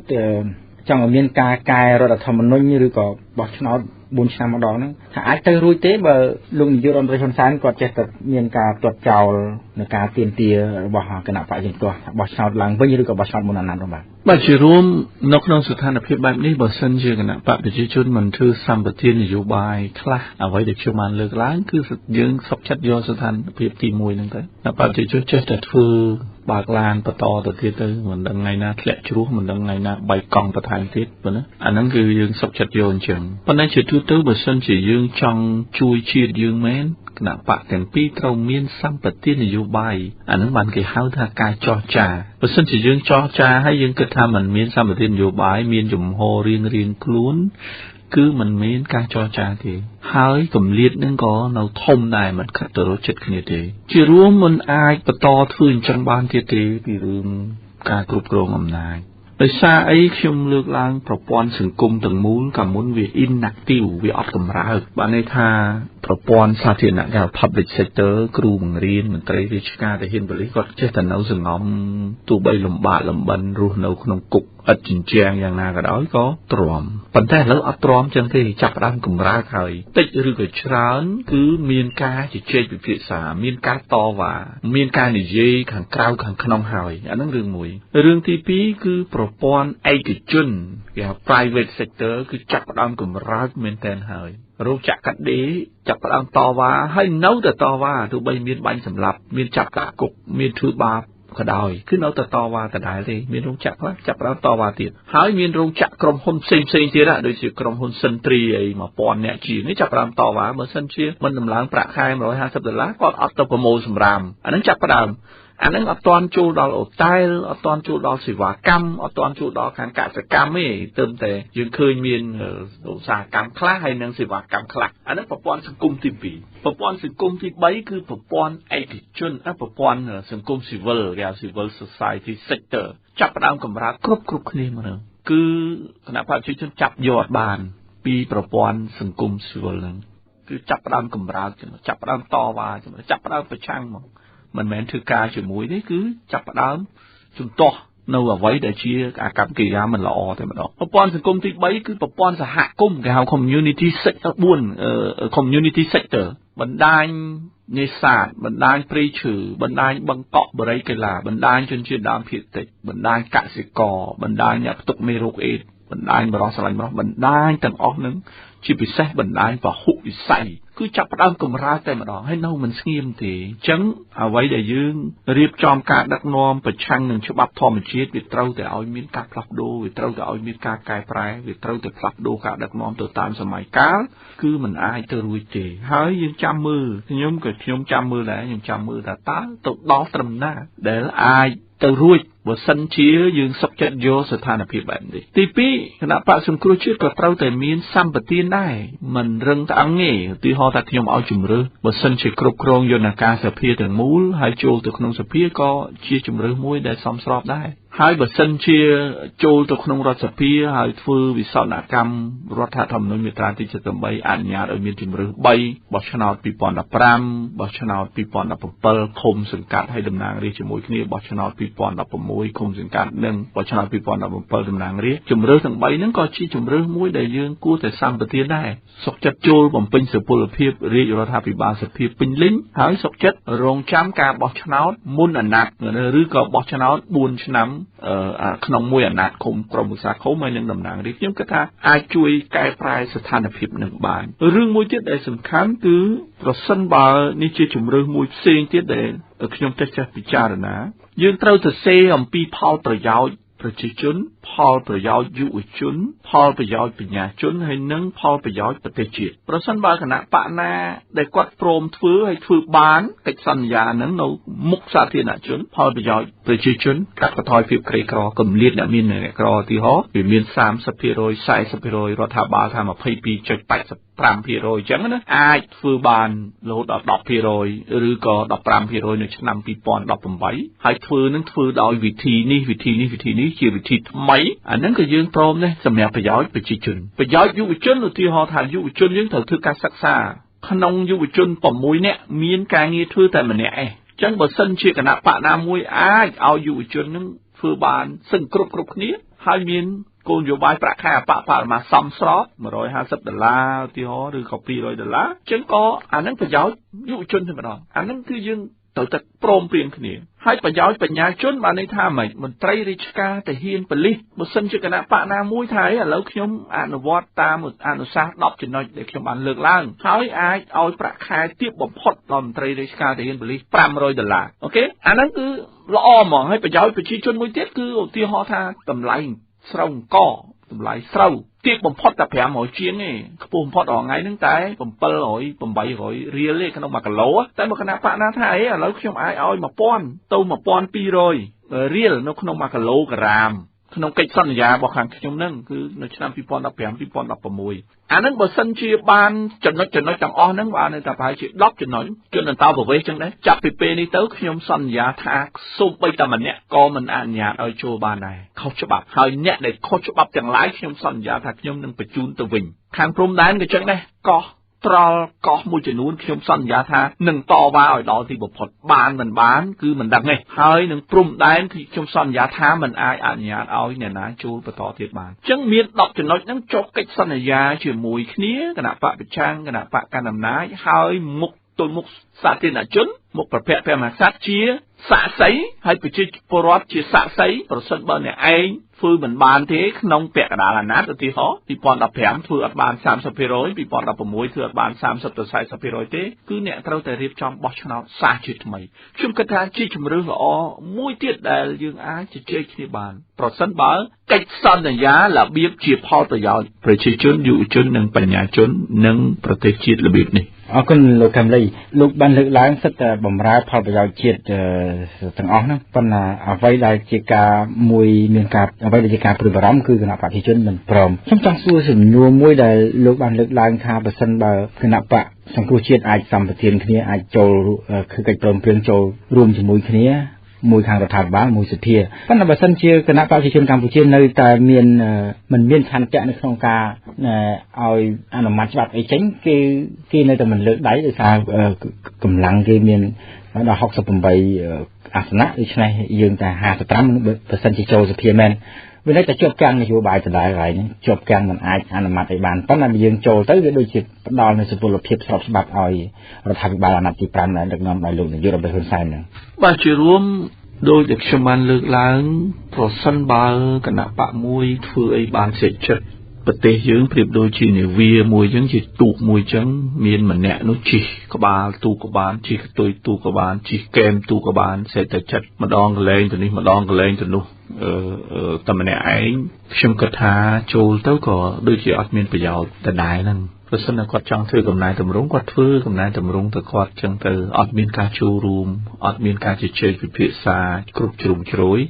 ច្បាប់អនុម័តក៏អនុម័តតែគណៈបកមួយដដែលអញ្ចឹងខ្ញុំគិតថាក៏អត់ប្រយោជន៍ដែរអញ្ចឹងយើងសុខចិត្តទទួលយកនៅស្ថានភាពបច្ចុប្បន្នប៉ុន្តែបើសិនជាមានសម្បទានមានការគិតគូរអំពីផលប្រយោជន៍ជាតិវែងឆ្ងាយមែន មានលក្ខខណ្ឌជាមុននឹងចូលច្បាស់លាស់ទាំងយន្តការត្រួតពិនិត្យតាមដានទាំងយន្តការបោះឆ្នោតទាំងយន្តការនៃការធ្វើសេចក្តីសម្រេចចិត្តនៅក្នុងរដ្ឋសភាតាមរយៈធ្វើកំណែទម្រង់បទបញ្ជាផ្ទៃក្នុងរដ្ឋសភាយន្តការរដ្ឋសភាដើម្បីឲ្យមានប្រសិទ្ធភាពនៃការអនុវត្តចំពោះសមាជិកសភានីមួយៗអាហ្នឹងខ្ញុំគិតថាមានប្រយោជន៍ដូចខ្ញុំបានលើកឡើងអញ្ចឹងយើងចាំមើលគាត់ធ្វើកំណែទម្រង់ដូចឧទាហរណ៍ថ្មីនេះរៀបចំក្រុមការងារថ្នាក់ជាតិដើម្បីរៀបចំទៅក្តាប់បញ្ហាប្រជាពលរដ្ឋដើម្បីទៅរៀបចំសេវាសាធារណៈវេទិកាសាធារណៈដើម្បីទៅតាមដានអំពីគុណភាពសេវាសាធារណៈអាក្រុមការងារហ្នឹងខ្ញុំមើលទៅ20ឆ្នាំលើកមុនហ្នឹងគឺជាក្រុមការងារគណៈបកទេតែមានបកនាយករដ្ឋមន្ត្រីជាប្រធានបន្តមកឲ្យចុះទៅថ្ងៃសៅរ៍អាទិត្យប្រើសាំងរដ្ឋផងប្រើសាំងឯកជនផងប្រើបេសកកម្មរដ្ឋផងបេសកកម្មឯកជនផងប៉ុន្តែក្នុងបច្ចុប្បន្ននេះខ្ញុំមើលឃើញគឺយកក្រុមការងារគណៈបកហ្នឹងដាក់ជាក្រុមការងារថ្នាក់ជាតិដើម្បីធ្វើកំណែទម្រង់ស៊ីជម្រៅដើម្បីអីដើម្បីប្រើប្រាស់ឡានស្របច្បាប់ដើម្បីប្រើប្រាស់សាំងស្របច្បាប់ដើម្បីប្រើប្រាស់យន្តការជាតិស្របច្បាប់ហើយភាគច្រើនដែលខ្ញុំមើលទៅគឺទៅពង្រឹងគណៈបកច្រើនជាងទៅធ្វើកំណែទម្រង់ស៊ីជម្រៅកាលណាគឺកំណែទម្រង់ស៊ីជម្រៅគេទៅវិមជ្ឈការងារគេមិនយកមនុស្សពីថ្នាក់ជាតិយកទៅចឹងទេគេវិមជ្ឈការងារឲ្យថ្នាក់ក្រោមហ្នឹងគាត់មានយ៉ាងហោចណាស់5យ៉ាងទី1មានធនធានគ្រប់គ្រាន់ទី2មានអំណាចគ្រប់គ្រាន់ទី3មានសេចក្តីសម្រេចចិត្តតាមកម្រិតកំណត់ទី4មានបច្ចេកទេសគ្រប់គ្រាន់ហើយមានឱកាសដើម្បីបើកចំហឲ្យប្រជាពលរដ្ឋចូលរួមកាលណាធ្វើកំណែទម្រង់គេត្រូវរៀបចំយុទ្ធសាស្ត្រត្រឹមត្រូវហើយយុទ្ធសាស្ត្រនេះមានការចូលរួមហើយចុះទៅនឹងធ្វើអីធ្វើកំណែទម្រង់អីទៅជួយអីដោះស្រាយបញ្ហាដីធ្លីយើងដឹងហើយអត់មានប្រសិទ្ធភាពបញ្ហាធនធានរ៉ែមែនទេបញ្ហាសេវាសាធារណៈបញ្ហាអំពើពុករលួយអីហ្នឹងគឺដឹងទាំងអស់គ្នាមិនចាំបាច់រៀបចំសេវាសាធារណៈក៏យើងដឹងដែរសំខាន់គឺយន្តការដោះស្រាយឲ្យមានប្រសិទ្ធភាពខ្ពស់ទៅវិញទេដែលអាចជួយបានបាទមួយទៀតលោកកែមលីតកតងទៅនឹងការដំណោះស្រាយនេះនៅពេលបច្ចុប្បន្ននេះគេសង្កេតឃើញទាំងលោកនាយករដ្ឋមន្ត្រីនិងមន្ត្រីនៃក្រមអាវ៉ាត់ចេះតែចង់ឲ្យខាងគណៈបក្សសង្គ្រោះជាតិចូលទៅជជែកគ្នានៅក្នុងសភាដើម្បីកែតម្រង់ឬក៏ចង់កែប្រែកោជបឬក៏កែតម្រង់វិសោធនកម្មមួយទៅជជែកគ្នានៅក្នុងសភាប៉ុន្តែអត់បាននិយាយអំពីអំណាចនៃតលយៈភាពអំណាចអីអត់បាននិយាយចេះតែចង់រុញឲ្យចូលសភាហើយខាងមន្ត្រីឬក៏ថ្នាក់ដឹកនាំគណៈបក្សសង្គ្រោះជាតិមិនទុកចិត្តដោយសារតែមានបទពិសោធន៍គណៈបក្សមានពេជ្រមកហើយតែចូលទៅគឺដូចបំពេញភាពស្របច្បាប់ឲ្យគណៈបព្វជិជនហើយអញ្ចឹងមិនបានធ្វើអ្វីទាំងអស់នេះហើយបានជាមានការជប់កាំងរហូតដល់សប្តាហ៍ហ្នឹងអញ្ចឹងអាចវិធីណាផ្សេងទៀតសម្រាប់គណៈបព្វជិជនកម្ពុជាដែលគួរតែមានការចរចាគ្នាឲ្យគណៈបក្សសង្គ្រោះជាតិចូលរួមឲ្យបានសុខកាយសប្បាយចិត្តទាំងអស់គ្នាដូចខ្ញុំបានលើកឡើងអញ្ចឹងមានអ្នកទី3បាននេះថាអ្នកសម្របសម្រួលហ្នឹងបើសិនជាបានអង្គព្រះមហាក្សត្រជាការប្រសើរជាអាជ្ញាកណ្ដាលហើយអង្គព្រះមហាក្សត្រមិនជឿសេចក្តីសម្រេចទេបាននេះថាគណៈបកទាំងពីរនឹងចរចាគ្នាឲ្យគ្រប់ជ្រុងជ្រោយហើយព្រមគ្នានៅលក្ខខណ្ឌទាំងឡាយជាចំណុចលំអិតទាំងយន្តការរដ្ឋសភាទាំងយន្តការរបស់គណៈកម្មការជាតិរៀបចំការបោះឆ្នោតទាំងយន្តការកំណែទម្រង់ផ្សេងទៀតលំអិតហើយបានចុះហត្ថលេខាជាមួយគ្នាជាបដិអាសន្នសិនទៅជួបអង្គព្រះមហាក្សត្រព្រះអង្គមានព្រះរាជតួនាទីជាអាជ្ញាកណ្ដាលផ្សាយបន្តផ្ទាល់ឲ្យប្រជាពលរដ្ឋដឹងហើយចុះហត្ថលេខានៅមុខព្រះភ័ក្ត្រព្រះមហាក្សត្រទទួលស្គាល់ជាសាក្សីរួមហើយយើងចាប់ផ្ដើមចូលប្រជុំសភាដើម្បីធ្វើតាមជំហានដែលយើងបានព្រមព្រៀងគ្នាជាមុនហ្នឹងទៅខ្ញុំគិតថាអាចជួយបានហើយមានតែផ្លូវនឹងមួយទេដែលអាចជួយបានប៉ុន្តែមួយរយៈកន្លងមកដូចលោកនិងលោកបណ្ឌិតពីររូបផ្សេងទៀតបានដាក់លិខិតទៅហើយប៉ុន្តែมันមានដំណោះស្រាយ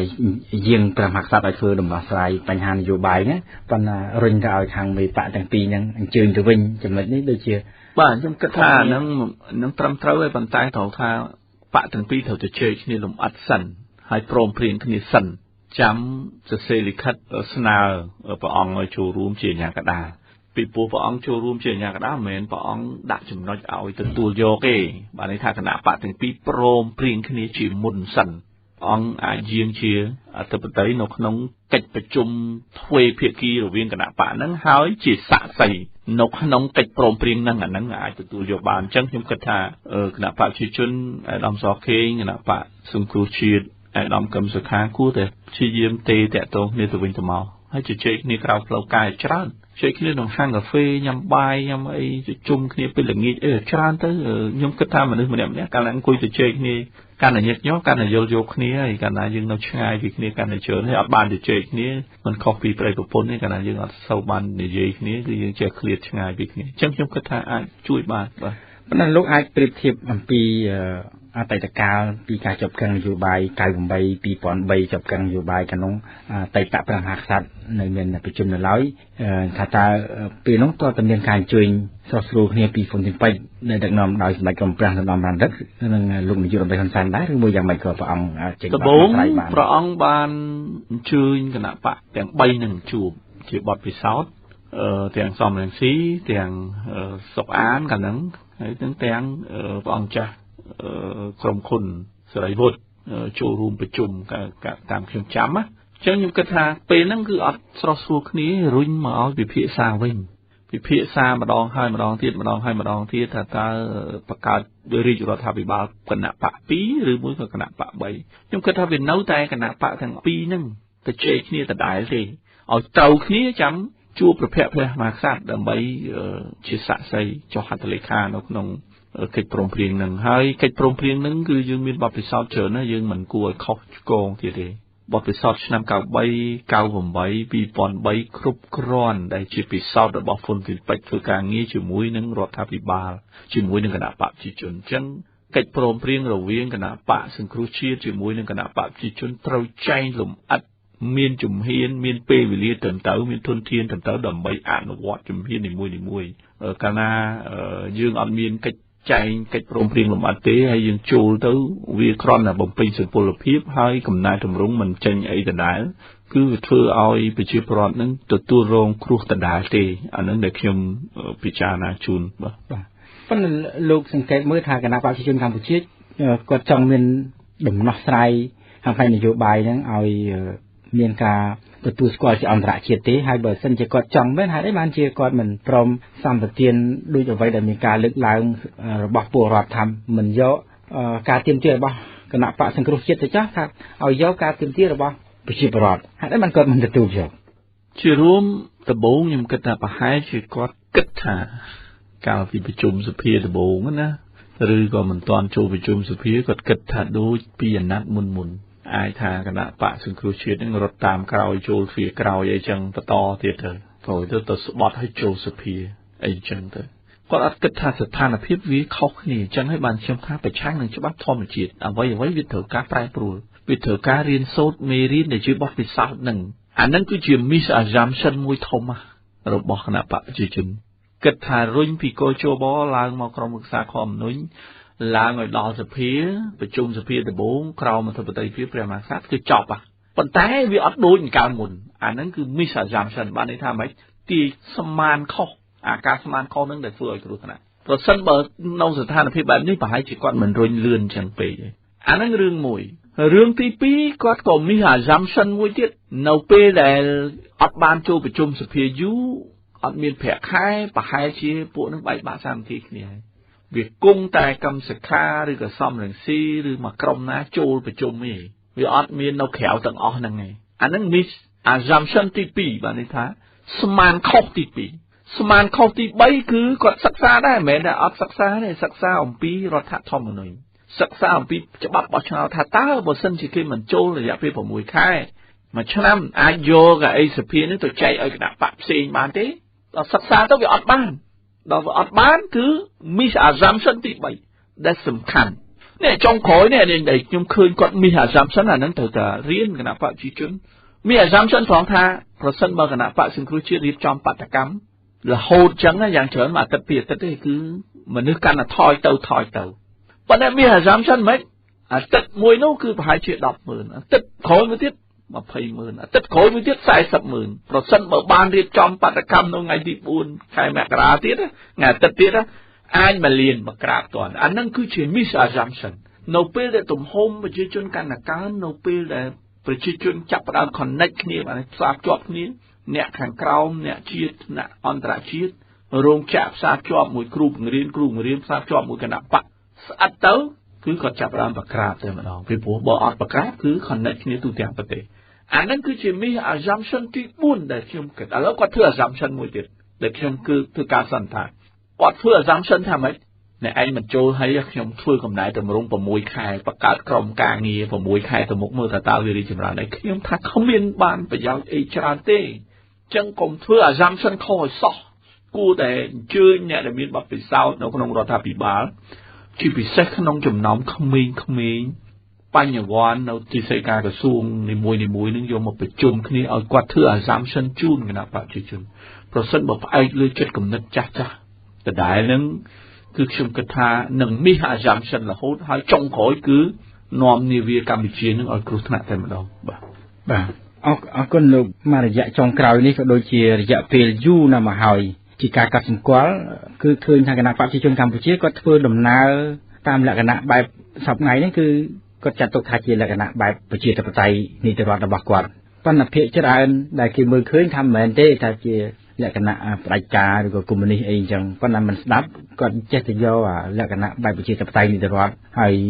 គាត់បានចោទទៅគណៈបព្វជិជនគ្រូជាតិនាំគ្នាធ្វើបាតកម្មដើរហែតាមផ្លូវអត់ប្រយោជន៍អត់ចូលប្រជុំសភាអីជាដើមអញ្ចឹងមួយទាមទារមតិរបស់ខ្លួនថាខ្លួននឹងធ្វើតាមបែបលក្ខណៈប្រជាធិបតេយ្យត្រឹមត្រូវមួយថាហ្នឹងប្រច្រាស់ហើយមិនធ្វើមិនត្រឹមត្រូវទេសូមឲ្យធ្វើអញ្ចេះឬដើម្បីចូលនៅក្នុងកន្លងប្រជាធិបតេយ្យទៅវិញតែធ្វើម៉េចដើម្បីឲ្យមានការយោគយល់គ្នាទៅបានទោះបីជួបជុំគ្នាក៏ដោយប៉ុន្តែបើការទៀមទាហ្នឹងវាខុសគ្នាស្រឡះប៉ុន្តែហាគណៈបកប្រជាជនកម្ពុជាគណៈបកគ្រប់គ្រងអំណាចនេះចង់ឲ្យមានភាពស្របច្បាប់ផ្នែកអន្តរជាតិដែរចំណុចហ្នឹងជាបញ្ហាសំខាន់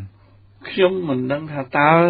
គណៈបកប្រជាជនគាត់កំពុងតែអនុវត្តហ្នឹងហើយគាត់ថាគាត់ដើរកន្លងប្រជាធិបតេយ្យហ្នឹងផ្អែកទៅលើនិយមន័យមួយណាផ្អែកទៅលើចំណុចណាខ្លះជាធម្មតាខ្ញុំចូលរួមក្នុងការវិយតម្លៃគេហៅថាយុទ្ធនៅក្នុងគម្រោងយុទ្ធធម៌ពិភពលោក World Justice Project អំពីនីតិរដ្ឋប្រទេសនីមួយៗនៅក្នុងហ្នឹងមានប្រទេស100ជាងដែលចូលរួមវិយតម្លៃហើយប្រទេសកម្ពុជានឹងចាប់ផ្ដើមវិយតម្លៃតាំងពីឆ្នាំ2010ខ្ញុំចូលរួម2009 2010 2011 2012 និង2013គេវិយតម្លៃនីតិរដ្ឋហ្នឹងមាន8ចំណុចធំសំខាន់ហើយក្នុងមួយចំណុចនោះមានសំណួររាប់រយដើម្បីធ្វើការវិតម្លៃថាតើប្រទេសនេះប្រទេសនីតិរដ្ឋអត់ចំណុចទី1គឺគេហៅថា fundamental rights ប្រទេសនីតិរដ្ឋតតែយើងគោរពសិទ្ធិជាមូលដ្ឋានរបស់ប្រជាពលរដ្ឋឥឡូវនេះគ្មានទេគឺ0កាលពីមុនបានប្រហែលជា3កន្លះអីក្នុងពិន្ទុ10ឥឡូវនេះគឺថយច្រើនហើយគេ fundamental rights នឹងរឿងទី2គេហៅថា open government រដ្ឋាភិបាលមួយបើកចំហព័ត៌មានក៏បើកចំហថែមទាំងដាក់ច្បាប់រឹតបន្តឹងមួយទៀតជួបជុំគ្នា10នាក់អត់បានអត់ឲ្យបាតកម្មកោតកម្មទៀតមានន័យថាម៉េច close government កាលមុនបានពិន្ទុ3ទៅ4ទេនៅក្នុងចំណោម10ឥឡូវហ្នឹងវាសឹងរមួយមិនឃើញមានរឿងអីដែលយើងនិយាយថាយើងនឹងជាប្រទេសនីតិរដ្ឋល្អ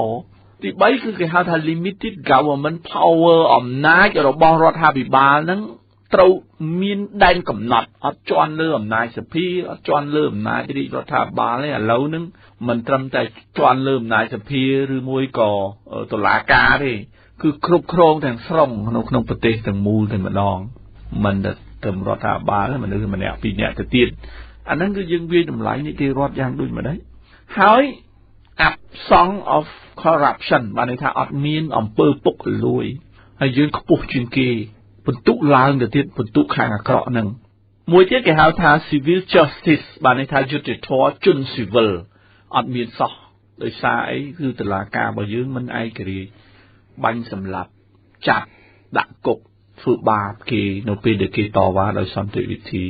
មួយទៀតគេហៅ criminal justice បើសិនអ្នកណាប្រព្រឹត្តបទអក្រិតអត់មាននីតិរដ្ឋភាពហើយយើងខ្ពស់បំផុតនីតិរដ្ឋភាពរឿងច្រើនដែលខ្ញុំចង់លើកឡើងដូចជា social order security បានន័យថាមានសន្តិភាពសង្គមមានសន្តិសុខសន្តិភាពសង្គមកាលពីវាយតម្លៃឆ្នាំ2011 2012បានពិន្ទុ7ក្នុងចំណោម10ខ្ពស់ជាងគេបំផុតក្នុងចំណោម8ចំណុចហ្នឹងប៉ុន្តែឥឡូវនេះគឺធ្លាក់នៅតែក្រោម5ទេពិន្ទុហ្នឹងបានន័យថាអត់ដល់មធ្យមភាពផងអញ្ចឹងសូចនាករចំណុចទាំង8ដែលគេវាយតម្លៃនីតិរដ្ឋហ្នឹងមិនបានមធ្យមភាពទេអញ្ចឹងគាត់ថាដើរទៅនីតិរដ្ឋយ៉ាងដូចម្ដេចខ្ញុំមិនដឹងថាតើគាត់វាយតម្លៃតាមចំណុចទាំងអស់ហ្នឹងដែរអត់ទេហើយគាត់បានអាននិយមន័យនឹងច្បាស់លាស់ទេហើយគាត់ធ្លាប់ធ្វើអង្កេត និយាយអំពីនីតិរដ្ឋហ្នឹងទេគាត់ធ្លាប់ធ្វើសិក្សាស្រាវជ្រាវវាយតម្លៃអំពីស្ថានភាពនីតិរដ្ឋនៅស្រុកខ្មែរទេ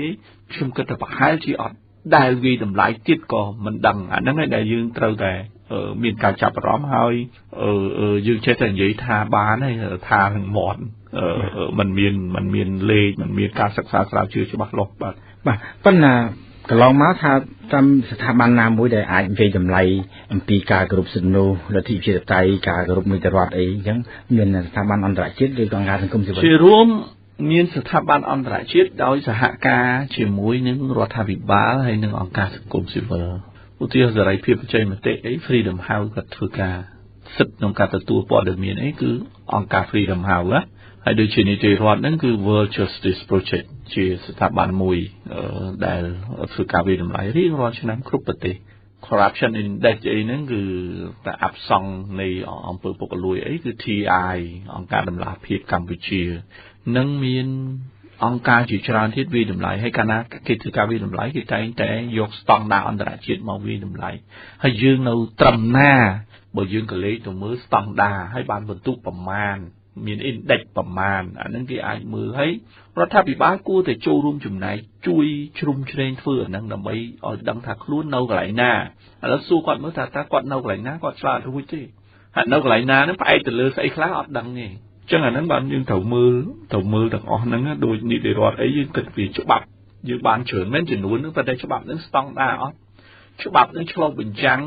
សេចក្តីត្រូវការរបស់ប្រជាពលរដ្ឋអត់ហើយច្បាប់ប្រមាណភាគរយដែលអនុវត្តច្បាប់ប្រមាណភាគរយបង្កើតឲ្យអត់អនុវត្តមិនដែរហើយច្បាប់ប្រមាណភាគរយដែលអនុវត្តបានតិចតួចប្រមាណភាគរយដែលអនុវត្តបានច្រើនគាត់អត់នឹងមានគឺការសិក្សាស្រាវជ្រាវអញ្ចឹងប៉ុណ្ណឹងចឹងគាត់មិនអាចឆ្លើយថាតើប្រទេសកម្ពុជានៅកន្លែងណាទេប្រសិនបើគាត់មិនមើលទិន្នន័យនៃការសិក្សាស្រាវជ្រាវរបស់ស្ថាប័នអន្តរជាតិជាទូទៅដែលគេទទួលស្គាល់នៅលើពិភពលោកមិនទៅជាង100ប្រទេសទេដែលស្ថាប័នទាំងអស់នោះធ្វើក្នុងមួយឆ្នាំបាទប៉ុន្តែរាល់ការលើកឡើងរបស់មន្ត្រីគ្រប់គ្រងអំណាចនេះនឹកស្មានថាប្រជាពលរដ្ឋមានការយល់ដឹងមានកម្រិតទាបនៅឡើយដូច្នេះគាត់បាននិយាយពីប្រជាធិបតេយ្យគ្រប់នីតិរដ្ឋជាប់មាត់អញ្ចឹងទាំងអ្នកនាំពាក្យគ្រប់ស្ទើរតែគ្រប់ក្រសួងហើយអញ្ចឹងហាក់ដូចជាមិនឲ្យតម្លៃទៅលើពលរដ្ឋខ្មែរវិទ្យាពលរដ្ឋខ្មែរក៏ឥឡូវគាត់បានដឹងយល់អំពីតម្លៃប្រជាធិបតេយ្យនិងកុម្មុយនីសប្រជាធិបតេយ្យយកពលរដ្ឋជាធំប៉ុណ្ណាហេតុអីបានយើងមិនយកពលរដ្ឋជាធំតែពលរដ្ឋធ្វើផាតកម្មតវ៉ាអីបានដៃទៅទាមទារអហិង្សាទៅជាដាក់សម្ពងលើគាត់វិញអាហ្នឹងវាជាកំហុសមួយអាហ្នឹងគឺរដ្ឋាភិបាលក្រសួងនីមួយៗគណៈបព្វជិជនកំពុងតែធ្វើការសន្និដ្ឋានខុសមួយទៀតជាចុងក្រោយថា misassumption មួយទៀតគាត់ស្មានថាប្រជាជនឥឡូវនេះដូចប្រជាជនពី10ឆ្នាំមុនគាត់ស្មានថាយុវជនឥឡូវនេះដូចយុវជន10ឆ្នាំមុនគាត់ស្មានតែការយល់ដឹងរបស់ប្រជាជនឥឡូវនេះគឺគាត់អាចធ្វើអ្វីបានស្រេចចិត្តប្រជាជនឥឡូវនេះគឺចាប់ផ្ដើមដំបូងឡើយគឺផ្លាស់ប្ដូរនៅចំណេះដឹងតែម្ដងគាត់យល់តែម្ដងយល់ពីយន្តការការបោះឆ្នោតយល់ពីយន្តការក្រុមប្រឹក្សាធម្មនុញ្ញសភាអង្គព្រះមហាក្សត្រច្បាប់រដ្ឋធម្មនុញ្ញដំណោះស្រាយនយោបាយការអភិវឌ្ឍសេដ្ឋកិច្ចសង្គមគិច្ចអីគាត់ចាប់ផ្ដើមយល់តែម្ដងអាហ្នឹងរឿងមួយរឿងទី2គាត់ចាប់ផ្ដើមយល់ហើយគាត់ចាប់ផ្ដើមធ្វើសកម្មភាពបានន័យថាដូរអាកប្បកិរិយាដូរការប្រព្រឹត្តពីមិននិយាយមកនិយាយដូរការប្រព្រឹត្តពីការនៅស្ងៀមស្ងាត់មកជជែកដូរការប្រព្រឹត្តពីការនៅម្នាក់ឯងមកជជែកជាជំដូរការប្រព្រឹត្តពីការមិនស្ដាប់វិទ្យុសោះនាំគ្នាស្ដាប់វិទ្យុនាំគ្នាមើលគេហទំព័រ Facebook ប្រព័ន្ធសង្គមប្រព័ន្ធផ្សព្វផ្សាយ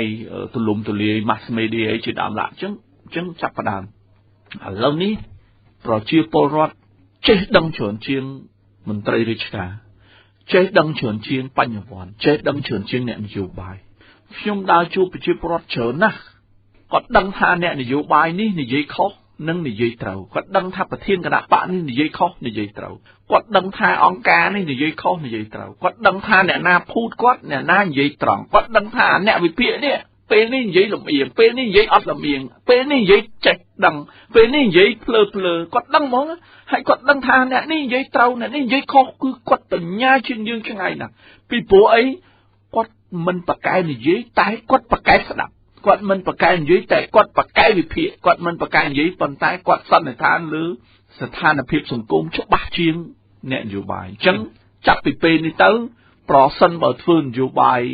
បោកប្រាស់បើធ្វើនយោបាយប្រជាពិធគឺហួសសម័យហើយគឺតលតែនិយាយត្រង់និយាយពិតហើយផ្អែកទៅលើ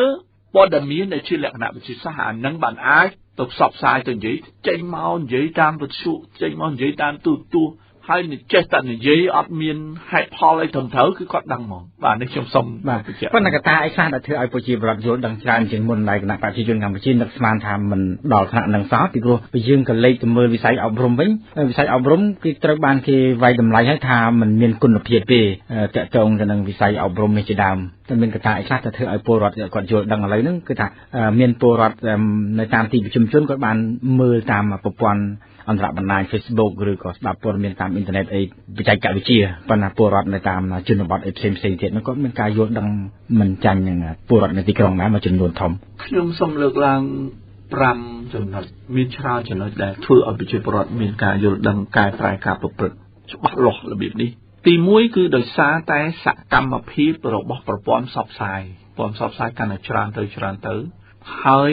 ប្រព័ន្ធផ្សព្វផ្សាយមានគ្រប់ជ្រុងមានគ្រប់គ្រងរដ្ឋាភិបាលគ្រប់គ្រងគណៈបព្វប្រឆាំងនិងប្រព័ន្ធផ្សព្វផ្សាយឯករាជ្យកន្លែងហ្នឹងគឺគាត់អាចចាប់យករូបភាពបានគ្រប់ហើយគាត់ចេះវិភាគទៅម្ដងអាហ្នឹងរឿងមួយរឿងទី2ដោយសារតែចំនួននយោបាយនៅពេល93 2008 2008ហើយនិង2013នេះនៅពេលដែលមានចំនួនគឺមានការជជែកគ្នាដល់មានការជជែកគ្នាគឺផុសចេញតែម្ដងគេហៅថាព្យុះគំនិតចេញតែម្ដងកាលណាព្យុះគំនិតបាចទៅលើសាធារណជនចាប់បានអានឹងកត្តាទី2កត្តាទី3គឺដោយសារតែការរីកចម្រើននៃប្រព័ន្ធបច្ចេកវិទ្យាជា iPhone គាត់អាចមើលព័ត៌មានគាត់អាចចាប់ព័ត៌មានបានទូរស័ព្ទsmart យើងហ្នឹងsmartphone យើងហ្នឹងគឺអាចចាប់បានគ្រប់ទីកន្លែងហ្មងហើយការរីកចម្រើនប្រព័ន្ធផ្សព្វផ្សាយប្រព័ន្ធសង្គមគឺ Facebook ឥឡូវរីកចម្រើនមែនតើហើយក្មេងៗភាគច្រើនមើល Facebook តាំងពីតូចទោះបីជាអត់ទាន់មាន Facebook ក៏ហក់អាយុថា18ឆ្នាំបង្កើត Facebook មើលដែរអាហ្នឹងគឺកត្តាទី3កត្តាទី4គឺដោយសារអីគឺសកម្មភាព NGO ជាង 3000 NGO នឹងយ៉ាងហោចណាស់ក៏មាន 1000 ជាងដែរដែល NGO មានសកម្មភាព NGO នឹងគ្រប់ដណ្ដប់គ្រប់ភូមិគ្រប់ស្រុកគ្រប់ឃុំហើយធ្វើសកម្មភាពបំផុសប្រជាពលរដ្ឋឲ្យចូលរួមបញ្ចេញមតិហើយរឿងមួយទៀតរដ្ឋាភិបាលនឹងឯងជាមួយនឹងអង្គការក្រៅរដ្ឋាភិបាលមួយក្រសួង4ក្រសួងទំនាក់ទំនងរដ្ឋសភាប្រសិទ្ធភាពក្រសួងព័ត៌មានក្រសួងមហាផ្ទៃនិងក្រសួងកាងារខាងផ្នែកក្រមវិសាអាជ្ញាកណ្ដាលទទួលលុយពី World Bank ហើយនិង OSAID ហើយនិង NGO 21គឺអនុវត្តនៅគម្រោងអភិបាលកិច្ចល្អហ្នឹងបំផុសឲ្យប្រជាជនចេះស្ដាប់ចេះទទួលព័ត៌មានចេះចូលរួមនៅពេលដែលប្រជាជនចូលរួមក្រឹកក្រែងផលស្រាប់តែចាប់ផ្ដើមខ្លាចប្រជាពលរដ្ឋទៅវិញអាហ្នឹងមិនទាន់ត្រឹមត្រូវទេចំណុចចុងក្រោយគឺកត្តាពេលវេលាពីព្រោះតាំងពី93រហូតមកដល់ឥឡូវគឺចង់មិនចង់ប្រជាពលរដ្ឋយើងគឺចាស់ទុំគេហៅ maturity កាលណាចាស់ទុំខាងព័ត៌មានគឺព័ត៌មានគាត់អាចចាប់បានអាហ្នឹងដែលជាជួយគ្នាហើយកត្តាផ្សេងទៀតដូចជាចលនាប្រជាពលរដ្ឋកាលមុនប្រជាពលរដ្ឋនៅតំបន់ដាច់ស្រយាលនៅតំបន់ភ្នំអត់បានទទួលព័ត៌មាននេះទេនៅពេលដែលគាត់វេទនាគាត់ចំណាក់ស្រុកមកភ្នំពេញទៅប៉ោយប៉ែតទៅថៃទៅម៉ាឡេទៅកូរ៉េគាត់ចាប់ផ្ដើមរស់នៅរបៀបជុំគ្នាគាត់ចាប់ផ្ដើមរស់នៅរបៀបជាគេហៅថា lifestyle របស់គាត់ដូរគាត់ជជែកគ្នាគាត់ពិភាក្សាគ្នាបើគាត់អត់មានទូរស័ព្ទគាត់មើលទូរស័ព្ទគ្នាហើយគាត់ share ចែករំលែកព័ត៌មានគ្នាទៅវិញទៅមកកត្តាទាំងអស់ហ្នឹងហើយដែលធ្វើឲ្យប្រជាពលរដ្ឋយល់ដឹងអំពីស្ថានភាពនយោបាយសេដ្ឋកិច្ចសង្គមវប្បធម៌និងស្ថានភាពទូទៅទាំងជនបទទាំងតំបន់ដាច់ស្រយាលខេត្តជាតិនិងទូទាំងពិភពលោកតែម្ដងបាទយោងតាមការយល់ដឹងចេះដឹងរបស់ពលរដ្ឋហ្នឹងហើយទើបធ្វើឲ្យមានការបះបោរធ្វើបាតកម្មអហិង្សាទាមទាររលក្ខខណ្ឌនេះលក្ខខណ្ឌនោះហ្នឹងប៉ុន្តែខាងរដ្ឋាភិបាលមិនបានធ្វើអ្វីដែលជាការទាមទាររបស់ពលរដ្ឋទាំងកម្មករទាំងបងប្អូនពលរដ្ឋអ្នកស្រុកពីចម្ងាយក៏ដោយគឺ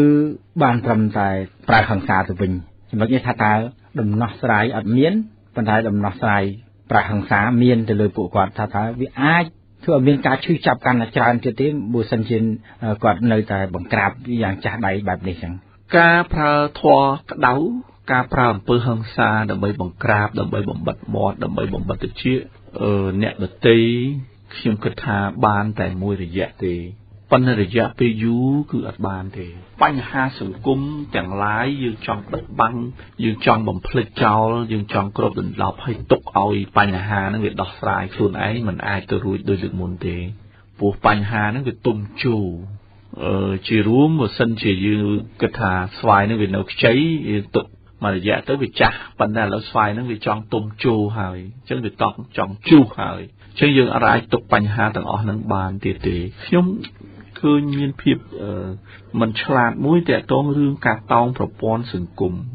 បើសិនជាខ្ញុំរដ្ឋាភិបាលវិញខ្ញុំតោងប្រព័ន្ធសង្គមបានទាំងអស់តោងប្រព័ន្ធសហជីពឲ្យមកនៅខាងគណៈបព្វជិជនតោងប្រព័ន្ធ NGO ឲ្យមកនៅខាងគណៈបព្វជិជនតោងប្រព័ន្ធសហគមន៍ឲ្យមកនៅខាងគណៈបព្វជិជនបើខ្ញុំជារដ្ឋាភិបាលខ្ញុំតោងបានទាំងអស់ប៉ុន្តែតើយើងដូរអត់ប្រឆាំងនឹងច្បាប់ធម្មជាតិទេយើងដូរអាកប្បកិរិយាដូររបៀបទំនាក់ទំនងដូររបៀបគ្រប់គ្រងដូររបៀបធ្វើការខ្ញុំឧទាហរណ៍មួយបើខ្ញុំវិញខ្ញុំរៀបចំហៅប្រធានសហជីពទាំងអស់និងសកម្មជនសហជីពទាំងអស់នៅកម្មករនឹងមកធ្វើវេទិកាសាធារណៈមួយមាននាយករដ្ឋមន្ត្រីមានរដ្ឋមន្ត្រីក្រសួងការងារក្រសួងអង្គកិច្ចមកធ្វើជាវិក្កាមខ្ញុំយកអ្នកសម្របសម្រួលឯករាជ្យមួយខ្ញុំយកអ្នកកត់ត្រា10អ្នកឲ្យធ្វើវេទិកាសាធារណៈឲ្យគាត់និយាយឲ្យអស់អ្វីដែលគាត់ចង់បានហើយឲ្យគាត់និយាយផងដែរថាតើបើចង់បានអញ្ចឹងត្រូវធ្វើមិនប្រមូលចិត្តគំនិតទាំងអស់ហ្នឹងយើងចាប់ផ្ដើម design បានន័យថាចាប់ផ្ដើមបង្កើតនៅយុទ្ធសាស្ត្រដើម្បីឆ្លើយតបហើយអ្នកណាអ្នកឆ្លើយតបសហជីពទាំងអស់ហ្នឹងអ្នកឆ្លើយតបកម្មករហ្នឹងអ្នកឆ្លើយតបប្រធានរោងចក្រហ្នឹងសមាគមរោងចក្រកាដេហ្នឹងអ្នកឆ្លើយតបក្រសួងអ្នកឆ្លើយតបខ្ញុំរុញបញ្ហាហ្នឹងមួយទី2បើខ្ញុំចង់តោងប្រព័ន្ធសង្គមស៊ីវិលហៅប្រធានអង្គការទាំងអស់ទាំង 3000 នាក់ហ្នឹងយ៉ាងហោចណាស់មក 2000 នាក់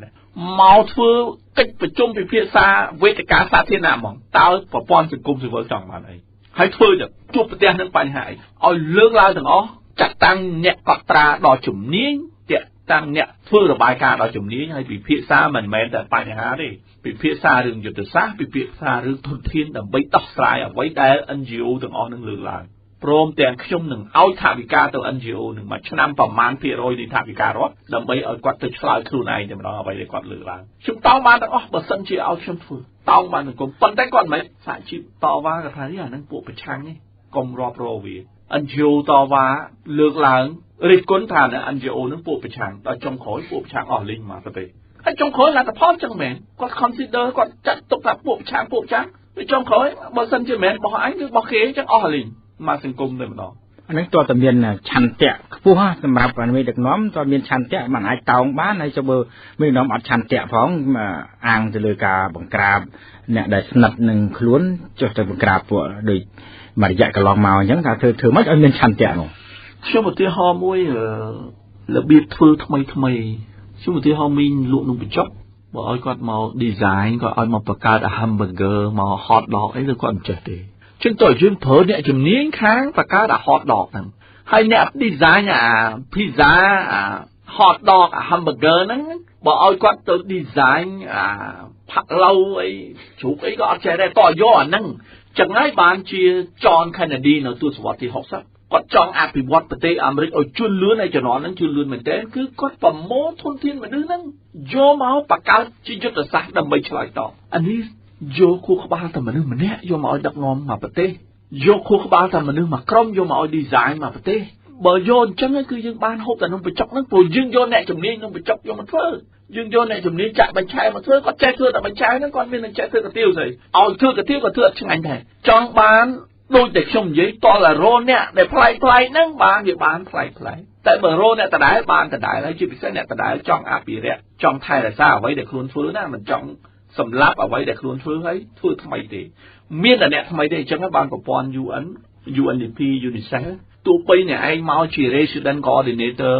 UN នៅស្រុកខ្មែរហ្នឹងមកតែ4ឆ្នាំគេចាប់ផ្ដើមពិនិត្យមើល8ឆ្នាំគឺគេដូរភ្លាមជួនកាល4ឆ្នាំគេដូរភ្លាមទោះអ្នកឯងល្អមិនក៏ដោយអ្នកឯងស្គាល់ស្ថានភាពប្រទេសជាតិខ្មែរក៏ដោយអ្នកឯងសហការមួយរដ្ឋាភិបាលបានល្អក៏ដោយគេថាអ្វីដែលអ្នកឯង design 4ឆ្នាំហ្នឹងអស់ហើយអ្នកឯងចេញទៅក៏បានដែរពីព្រោះអ្នកនៅខាងក្រោមគេចេះធ្វើអស់អញ្ចឹងគេយកមនុស្សថ្មីមួយទៀតដែលមានគំនិតថ្មីដែលមានការព្រួយផ្ដើមថ្មីដើម្បីឆ្លើយតបទៅនឹងបញ្ហាសង្គមហើយបើយើង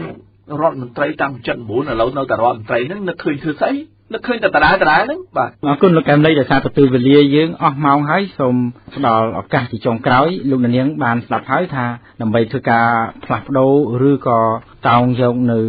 លក្ខណៈបែបប្រជាធិបតេយ្យតើតែផ្លាស់ប្ដូររបៀបដឹកនាំឬក៏ផ្លាស់ប្ដូរមេដឹកនាំតែម្ដងប៉ុន្តែយើងមិនព្រមផ្លាស់ប្ដូរសោះឥឡូវមានអីជាការផ្ញើសារចុងក្រោយទៅអ្នកនយោបាយក៏ដូចជាពលរដ្ឋនៅដំណាក់កាលជាប់ការនយោបាយនេះលោកបាទខ្ញុំសូមផ្ដាំផ្ញើទៅរាជរដ្ឋាភិបាលគណៈបព្វជិជនបញ្ញវន្តនៅក្នុងគណៈបព្វជិជនក្មេងៗមានច្រើនណាស់សូមមេត្តាឲ្យមានការចូលរួមធ្វើកិច្ចការសង្គមការពារសង្គមឲ្យមានការពិភាក្សាជាមួយនឹងក្មេងៗបញ្ញវន្តបញ្ញានៅក្នុងគណៈបព្វជិជននឹងច្រើនណាស់ហើយគួរតែមានការផ្លាស់ប្ដូរប្រើប្រាស់យន្តការក្មេងៗដែលមានចំណេះដឹងខ្ពស់នឹងសម្រាប់ទៅដឹកនាំប្រទេសកុំប្រើប្រាស់នៅគំនិតដដែលសម្រាប់ទៅដឹកនាំប្រទេសមិនជឿនលឿនទេគួរតែរកគំនិតថ្មីរកយុទ្ធសាស្ត្រថ្មីរកវិធីសាស្ត្រថ្មីសម្រាប់ទៅជួយប្រទេសជាតិយើងអានឹងបានអរគុណលោកកណ្ដីទីវេលាយើងអស់ហើយសូមបញ្ចប់ការពិភាក្សាត្រឹមប៉ុណ្ណេះហើយយើងសង្ឃឹមថានឹងគឺការពិភាក្សាបន្តទៀតទៅនឹងប្រធានបទច្រើនដែលយើងនឹងក្រុមពិភាក្សានៅសប្តាហ៍ក្រោយៗទៀតជំរាបលាសូមអរគុណ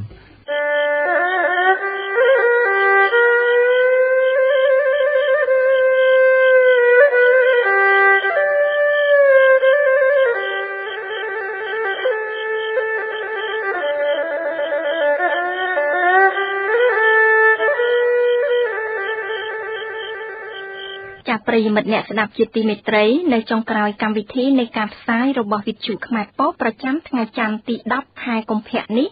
សូមអញ្ជើញលោកអ្នកនាងតាមដានស្ដាប់នៅនាទីសប្បុរសធម៌ដែលមានជាបន្តបន្ទាប់ដូចតទៅ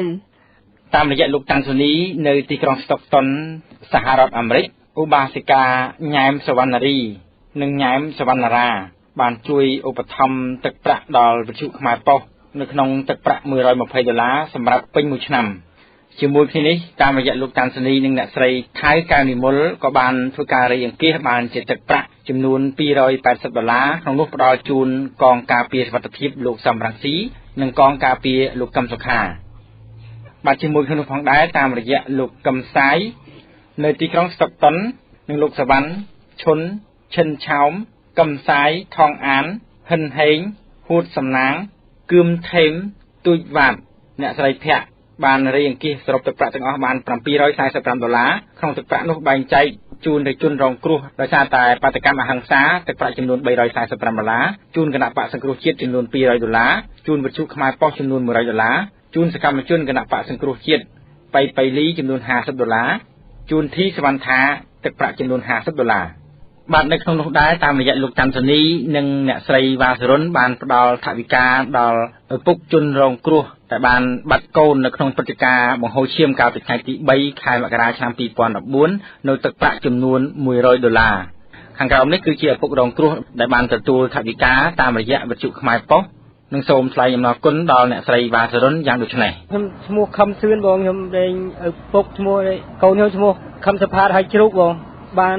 បាត់ខ្លួនបងថ្ងៃទី3បងឥឡូវសម្ដែងអរគុណដល់បងស្រីស្មាសរុនអរគុណណាបងបានឧបត្ថម្ភទឹកប្រាក់ឲ្យខ្ញុំចំនួន$100តាមរយៈបងអត្តខាខ្ញុំអរគុណណាបានបងឧបត្ថម្ភឲ្យខ្ញុំបាទសូមពៀវនាវដល់បងប្អូននៅស្រុកក្រៅស្រុកក្នុងស្រុកបងឲ្យបងប្អូនជួយឧបត្ថម្ភដល់ខ្ញុំបាទផងខ្ញុំខ្វះខាតណាស់ដែលខ្ញុំបាត់កូនដើររកូននឹងមួយខែជាងបងដែលអស់ទឹកប្រាក់ច្រើនដែរដើរនេះសូមពៀវនាវដល់បងប្អូននៅក្រៅស្រុកក្នុងស្រុកបងមានទឹកប្រាក់អីជួយដល់ខ្ញុំបាទដល់តាមបងខាណាបងបាទសូមអរគុណបងចាឆ្លៀតក្នុងឱកាសនេះផងដែរនាងខ្ញុំក៏សូមគោរពថ្លែងអំណរគុណទៅដល់បងប្អូនខ្មែររស់នៅប្រទេសបារាំងស្ថិតនៅក្នុងខេត្តត្រួយខេត្តអតលេអង់និងទីក្រុងប៉ារីសចាដែលមានលោកហែមវ៉ាន់ឆនជាតំណាងបានមូលមតិគ្នាផ្ដើមធ្វើបុណ្យផ្កាប្រាក់សាមគ្គីដើម្បីជួយសង្គ្រោះប្រជាពលរដ្ឋខ្មែររងគ្រោះនៅកម្ពុជាកាលពីថ្ងៃទី25ខែមករាកន្លងទៅចាដោយប្រមូលបច្ច័យបានទឹកប្រាក់ចំនួន$2074សហរដ្ឋអាមេរិករួមទាំងពលករខ្មែរនៅប្រទេសកូរ៉េខាងត្បូងដែលមានលោកសុកនៅជាតំណាងចាហើយចំពោះទឹកប្រាក់ខាងលើសប្បុរសជនទាំងអស់លោកស្ម័គ្រចិត្តជួយឧបត្ថម្ភមកដល់គណៈបក្សសង្គ្រោះជាតិ ស្ថាប័នព្រះសង្ឃឯករាជ្យបុត្របន្ទិញនិងជនរងគ្រោះដីធ្លីនៅខេត្តកោះកុងចំនួន32គ្រួសារតាមរយៈវិទ្យុខ្មែរប៉ុស្តិ៍ចាហើយវិទ្យុខ្មែរប៉ុស្តិ៍ក៏បានបែងចែកថវិកាទាំងនោះទៅដល់គោលដៅហើយតាមតំណាងរបស់ស្ថាប័ននីមួយៗដូច្នេះខាងក្រោមនេះសូមម្ចាស់សប្បុរសធម៌ទាំងអស់មេត្តាទទួលសន្តាប់នៅការថ្លែងអំណរគុណពីអ្នកទទួលនៅសន្តានចិត្តសប្បុរសធម៌របស់អស់លោកដូចតទៅអាត្មាភាពព្រះអង្គបុត្របន្ទិញជាស្ថាបនិកបណ្ដាញព្រះសង្ឃឯករាជ្យដើម្បីយុត្តិធម៌សង្គមសូមថ្លែងអំណរគុណនិងប្រសិទ្ធពរបវរមហាប្រសើរដល់ញាតិញោមពុទ្ធបរិស័ទដែលមានសទ្ធាជ្រះថ្លាជួយបណ្ដាញព្រះសង្ឃរបស់អាត្មាញាតិញោមដែលបានរីកអង្គាសថវិកាមកពីខេត្តប្រទេសបារាំងតាមរយៈញោមវ៉ាន់ឆនដែលកើតបានជួយជាថវិកាមកដល់អាត្មាចំនួន$300អាត្មាភាពសូមប្រសិទ្ធពរជូនញាតិញោមក្នុងពេលនេះឲ្យញាតិញោមពុទ្ធបរិស័ទទាំងអស់បានជួបប្រទះទៅនឹងសេចក្តីសុខសេចក្តីចម្រើនហើយឲ្យញាតិញោមបានជួបទៅនឹងពុទ្ធពរទាំងឡាយ4ប្រការគឺអាយុវណ្ណៈសុខៈពលៈកំបីគ្លៀងគ្លេកឡើយហើយបើញាតិញោមប្រាថ្នាយកពរណាសម្បត្តិណាក៏សូមឲ្យបានសម្រេចដោយគោលបំណងអភិវាទនៈសីលេសនិច្ចាំងវុទ្ធាបញ្ញាណោចត្តារោធម្មាវុទ្ធន្តិអាយុវណ្ណោសុខੰពាក្យលៀងចានាងខ្ញុំតំណាងឲ្យសហគមន៍រងគ្រោះចំនួន32គ្រួសាររស់នៅភូមិព្រៃស្វាយភូមិតនូនឃុំតនូនស្រុកបតុមសាគរខេត្តកោះកុងនាងខ្ញុំសូមថ្លែងអំណរគុណដល់បងប្អូនពលរដ្ឋខ្មែរដែលរស់នៅក្នុងខេត្តត្រប្រទេសបារាំងដែលបានផ្ដល់ថវិកាចំនួន$1,200ជួយដល់ពលរដ្ឋរងគ្រោះដែលត្រូវបានក្រុមហ៊ុនរបស់ចិនមួយដែលមានឈ្មោះថា New Yin Development Group Co Ltd ដែលបានប្រើប្រាស់កងកម្លាំងប្រដាប់អាវុធចាប់គំរាមនិងដុតផ្ទះរួមទាំងបំផ្លាញផលដំណាំរបស់ពួកគាត់កន្លងមកចាជាចុងក្រោយនាងខ្ញុំសយសូម៉ាលីសូមថ្លែងអំណរគុណជាថ្មីម្ដងទៀតដល់បងប្អូនខ្មែរដែលរស់នៅខេត្តត្រក្នុងប្រទេសបារាំងដែលតែងតែស្វែងរកថវិកាជួយដល់ពលរដ្ឋរងគ្រោះនៅក្នុងប្រទេសកម្ពុជាចាជារឿយៗដែលពលរដ្ឋទាំងនោះត្រូវបានកងកម្លាំងប្រដាប់អាវុធរបស់រដ្ឋាភិបាលកម្ពុជាគំរាមកំហែងនិងសម្លាប់ជាបន្តបន្ទាប់នោះចានាងខ្ញុំសូមអរគុណនិងសូមជម្រាបលាចាចំពោះទឹកប្រាក់មួយផ្នែកទៀតគឺជូនទៅគណៈបកសង្គ្រោះជាតិតាមរយៈអ្នកស្រីតែច័ន្ទមុនីជាលេខាផ្ទាល់របស់លោកគីវណ្ណរាចាដូច្នេះសូមតំណាងសប្បុរសជនទាំងអស់គឺលោកហែមវ៉ាន់ឆនទទួលជ្រាបពីខាងលោកគីវណ្ណរាចាជាមួយគ្នានេះផងដែរនាងខ្ញុំក៏សូមគោរពថ្លែងអំណរគុណទៅដល់បងប្អូនខ្មែររស់នៅប្រទេសជប៉ុនចំនួន6គ្រួសារដែលតំណាងដោយលោកថៃគង់និងគ្រួសារបានរៃអង្គាសគ្នាបានថវិកាចំនួន$30,000ប្រគេនទៅព្រះតេជគុណវឿសំណាងដែលបានទទួលរងគ្រោះធ្ងន់ធ្ងរដោយកងឆ័ត្រយោង911របស់លោកហ៊ុនសែនតើខ្ញុំខុសអីវាយបង្ក្រាបជាមួយលោកវ៉ាន់ពៅរួមទាំងកម្មករដទៃទៀតដែលបានធ្វើបាតុកម្មទាមទារឲ្យថៅកែរោងចក្រដំឡើងប្រាក់បៀវត្សរបស់កម្មករឲ្យបាន$160ក្នុងមួយខែនៅរោងចក្រយ៉ាជីងកាលពីដើមខែមករាកន្លងទៅចាំមួយវិញទៀតនាងខ្ញុំក៏សូមគោរពថ្លែងអំណរគុណទៅដល់បងប្អូនលោកអ៊ំលោកពូអ្នកមីងដែលជាម្ចាស់សប្បុរសធម៌ចាស់ដែលបានចែករំលែកនៅទឹកចិត្តជួយឧបត្ថម្ភគាំទ្រមកដល់នាងខ្ញុំក៏ដូចជាសហការីរបស់វិទ្យុខ្មែរប៉ុស្តិ៍យើងទាំងអស់គ្នាដែលកំពុងតែបំពេញភារកិច្ចនៅប្រទេសកម្ពុជាដើម្បីស្វែងរកនៅព័ត៌មានពិតជូនដល់អស់លោកស្រីប្រិយមិត្តទាំងក្នុងប្រទេសនិងក្រៅប្រទេសបានជ្រាបជាព័ត៌មានផងដែរចា៎ដោយទឹកចិត្តសប្បុរសធម៌មិនអាចកាត់ថ្លៃបានរបស់បងប្អូនសប្បុរសជនទាំងអស់មិនថាតែប្រទេសបារាំងកូរ៉េជប៉ុននោះទេចាគឺសប្បុរសជនខ្មែរឬក៏បរទេសក៏ដោយដែលអស់លោកកំពុងរស់នៅប្រទេសនានាជុំវិញពិភពលោកដែលជានិច្ចកាលអស់លោកតែងតែមានការឈឺឆ្អាលអាណិតអាសូរចូលរួមជួយឧបត្ថម្ភគាំទ្រទាំងផ្នែកស្មារតីសម្ភារៈនិងថវិកាបើទោះបីជាបងប្អូនទៅរស់នៅដល់ទីណាក្តីក៏បងប្អូនតែងតែផ្សារភ្ជាប់ឈាមជ័របងប្អូនជាខ្មែរមកដល់បងប្អូនរងគ្រោះខ្មែរយើងនៅទូទាំងប្រទេសកម្ពុជាចាគឺមួយស្រុកខ្មែរតែម្ដងពីព្រោះពួកយើងខ្ញុំរស់នៅក្នុងសម័យស្ដេចជោហ៊ុនសែនគឺមេផ្ដាច់ការផ្ដាច់ខ្ទេចផ្ដាច់ខ្ទីដឹកនាំប្រទេស20-30ឆ្នាំសាងវិនិស្សកម្មឲ្យពលរដ្ឋខ្លួនឯងស្អប់ខ្ពើមសពគ្រប់បែបយ៉ាងលក់ហិនហោចអស់សម្បត្តិធម្មជាតិក្រោមដីលើដីព្រៃព្រឹក្សាមច្ឆាទន្លេបឹងបួរ វប្បធម៌អរិយធម៌គេដំណើរបុព្វបុរសខ្មែររំលោភសិទ្ធិពលរដ្ឋគៀបសង្កត់បាញ់សម្លាប់ចាប់ចងដាក់ខ្នោះច្រវាក់មាក់ងាយសាសនាជេរប្រមាថវាយសំពងលើព្រះកាយព្រះសង្ឃខ្មែរដុតបំផ្លាញផ្ទះសម្បែងរបស់ពលរដ្ឋខ្លួនឯងវាយទាត់ធាក់លើរាងកាយស្ត្រីភេទនិងមានច្រើនករណីផ្សេងទៀតជាបន្តបន្ទាប់រាប់មិនអស់ដើម្បីតែប្រយោជន៍បុគ្គលបកពួកក្រុមគ្រួសារសាច់ញាតិខ្លួននិងបម្រើផលប្រយោជន៍បរទេសតែប៉ុណ្ណោះនេះវាមិនខុសអីពីបទវិភាគរបស់លោកជុនច័ន្ទបុតដែលបានថ្លែងពីសត្វគីង្គក់លក់ថ្នាំស្រែនោះទេប៉ុណ្ណឹងហើយលោកហ៊ុនសែនមិនដឹងថាខ្លួនឯងខុសអីទៀតចាជាថ្មីម្ដងទៀតជំនួសមុខឲ្យជនរងគ្រោះទាំងអស់នៅកម្ពុជាវិទ្យុខ្មែរប៉ុស្តិ៍សូមគោរពជូនពរទៅដល់អស់លោកស្រីលោកតាលោកយាយអ៊ំពូមីងមាបងប្អូនក្មួយប្រុសក្មួយស្រីម្ចាស់សប្បុរសធម៌ទាំងអស់នៅក្រៅស្រុកក្តីក្នុងស្រុកក្តីសូមលោករស់នៅប្រកបតែសេចក្តីសុខចម្រើនគ្រប់ពេលវេលាបរវាសជាឆ្ងាយនៅគ្រោះចង្រៃឧបទ្រពជំងឺឈឺថ្កាត់ទាំងឡាយទាំងពួងសូមឲ្យអស់លោកមានសុខភាពល្អនិងបំពេញកាតព្វកិច្ចដើម្បីជីវិតប្រចាំថ្ងៃរបស់អស់លោកសមប្រកបតាមអំណងពងប្រាថ្នាកុំបីអខានឡើយសូមអរគុណចាតសប្ថ្ងៃនឹងឲ្យវាទៅអស់យោអត្រាពេលអមទៅដេញបាញ់រៀបបង្ហាញជាជនទៅរកពីបោះអត់បានឡើងលើខ្លោអត់បានទៅដេញចាប់បាញ់យូរថ្ងៃតាជួយខ្ញុំផងមកតែញ៉ាំកំពីចៃលោកទៅចាប់បានពីមានតាជួយផងមកជួយកូនចៅគុំត្រៃត្រៃផងតែមាន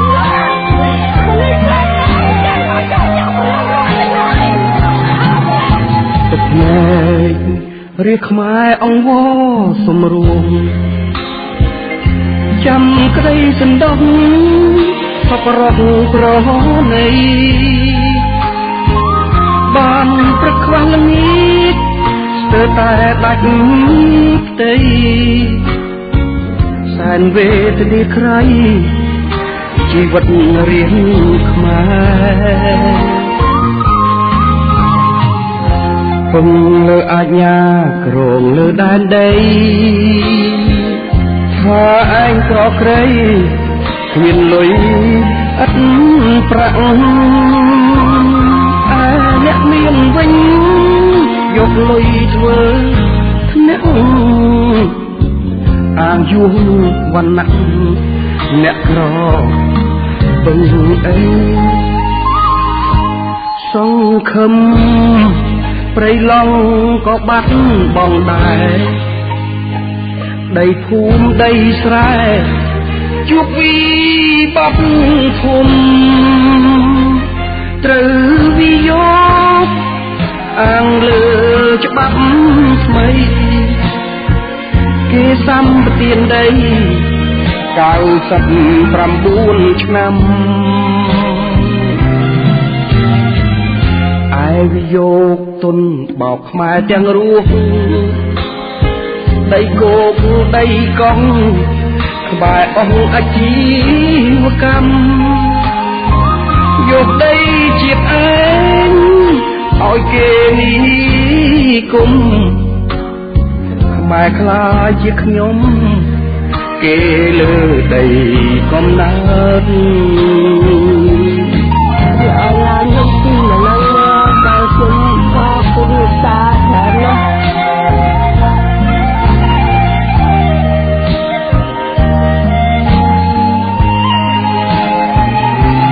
ទឹកគូភ្នែក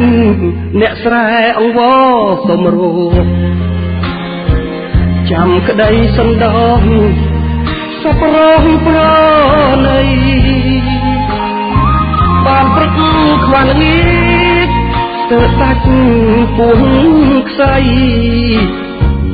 សែនវេទនាក្រៃជីវិតអ្នកក្រ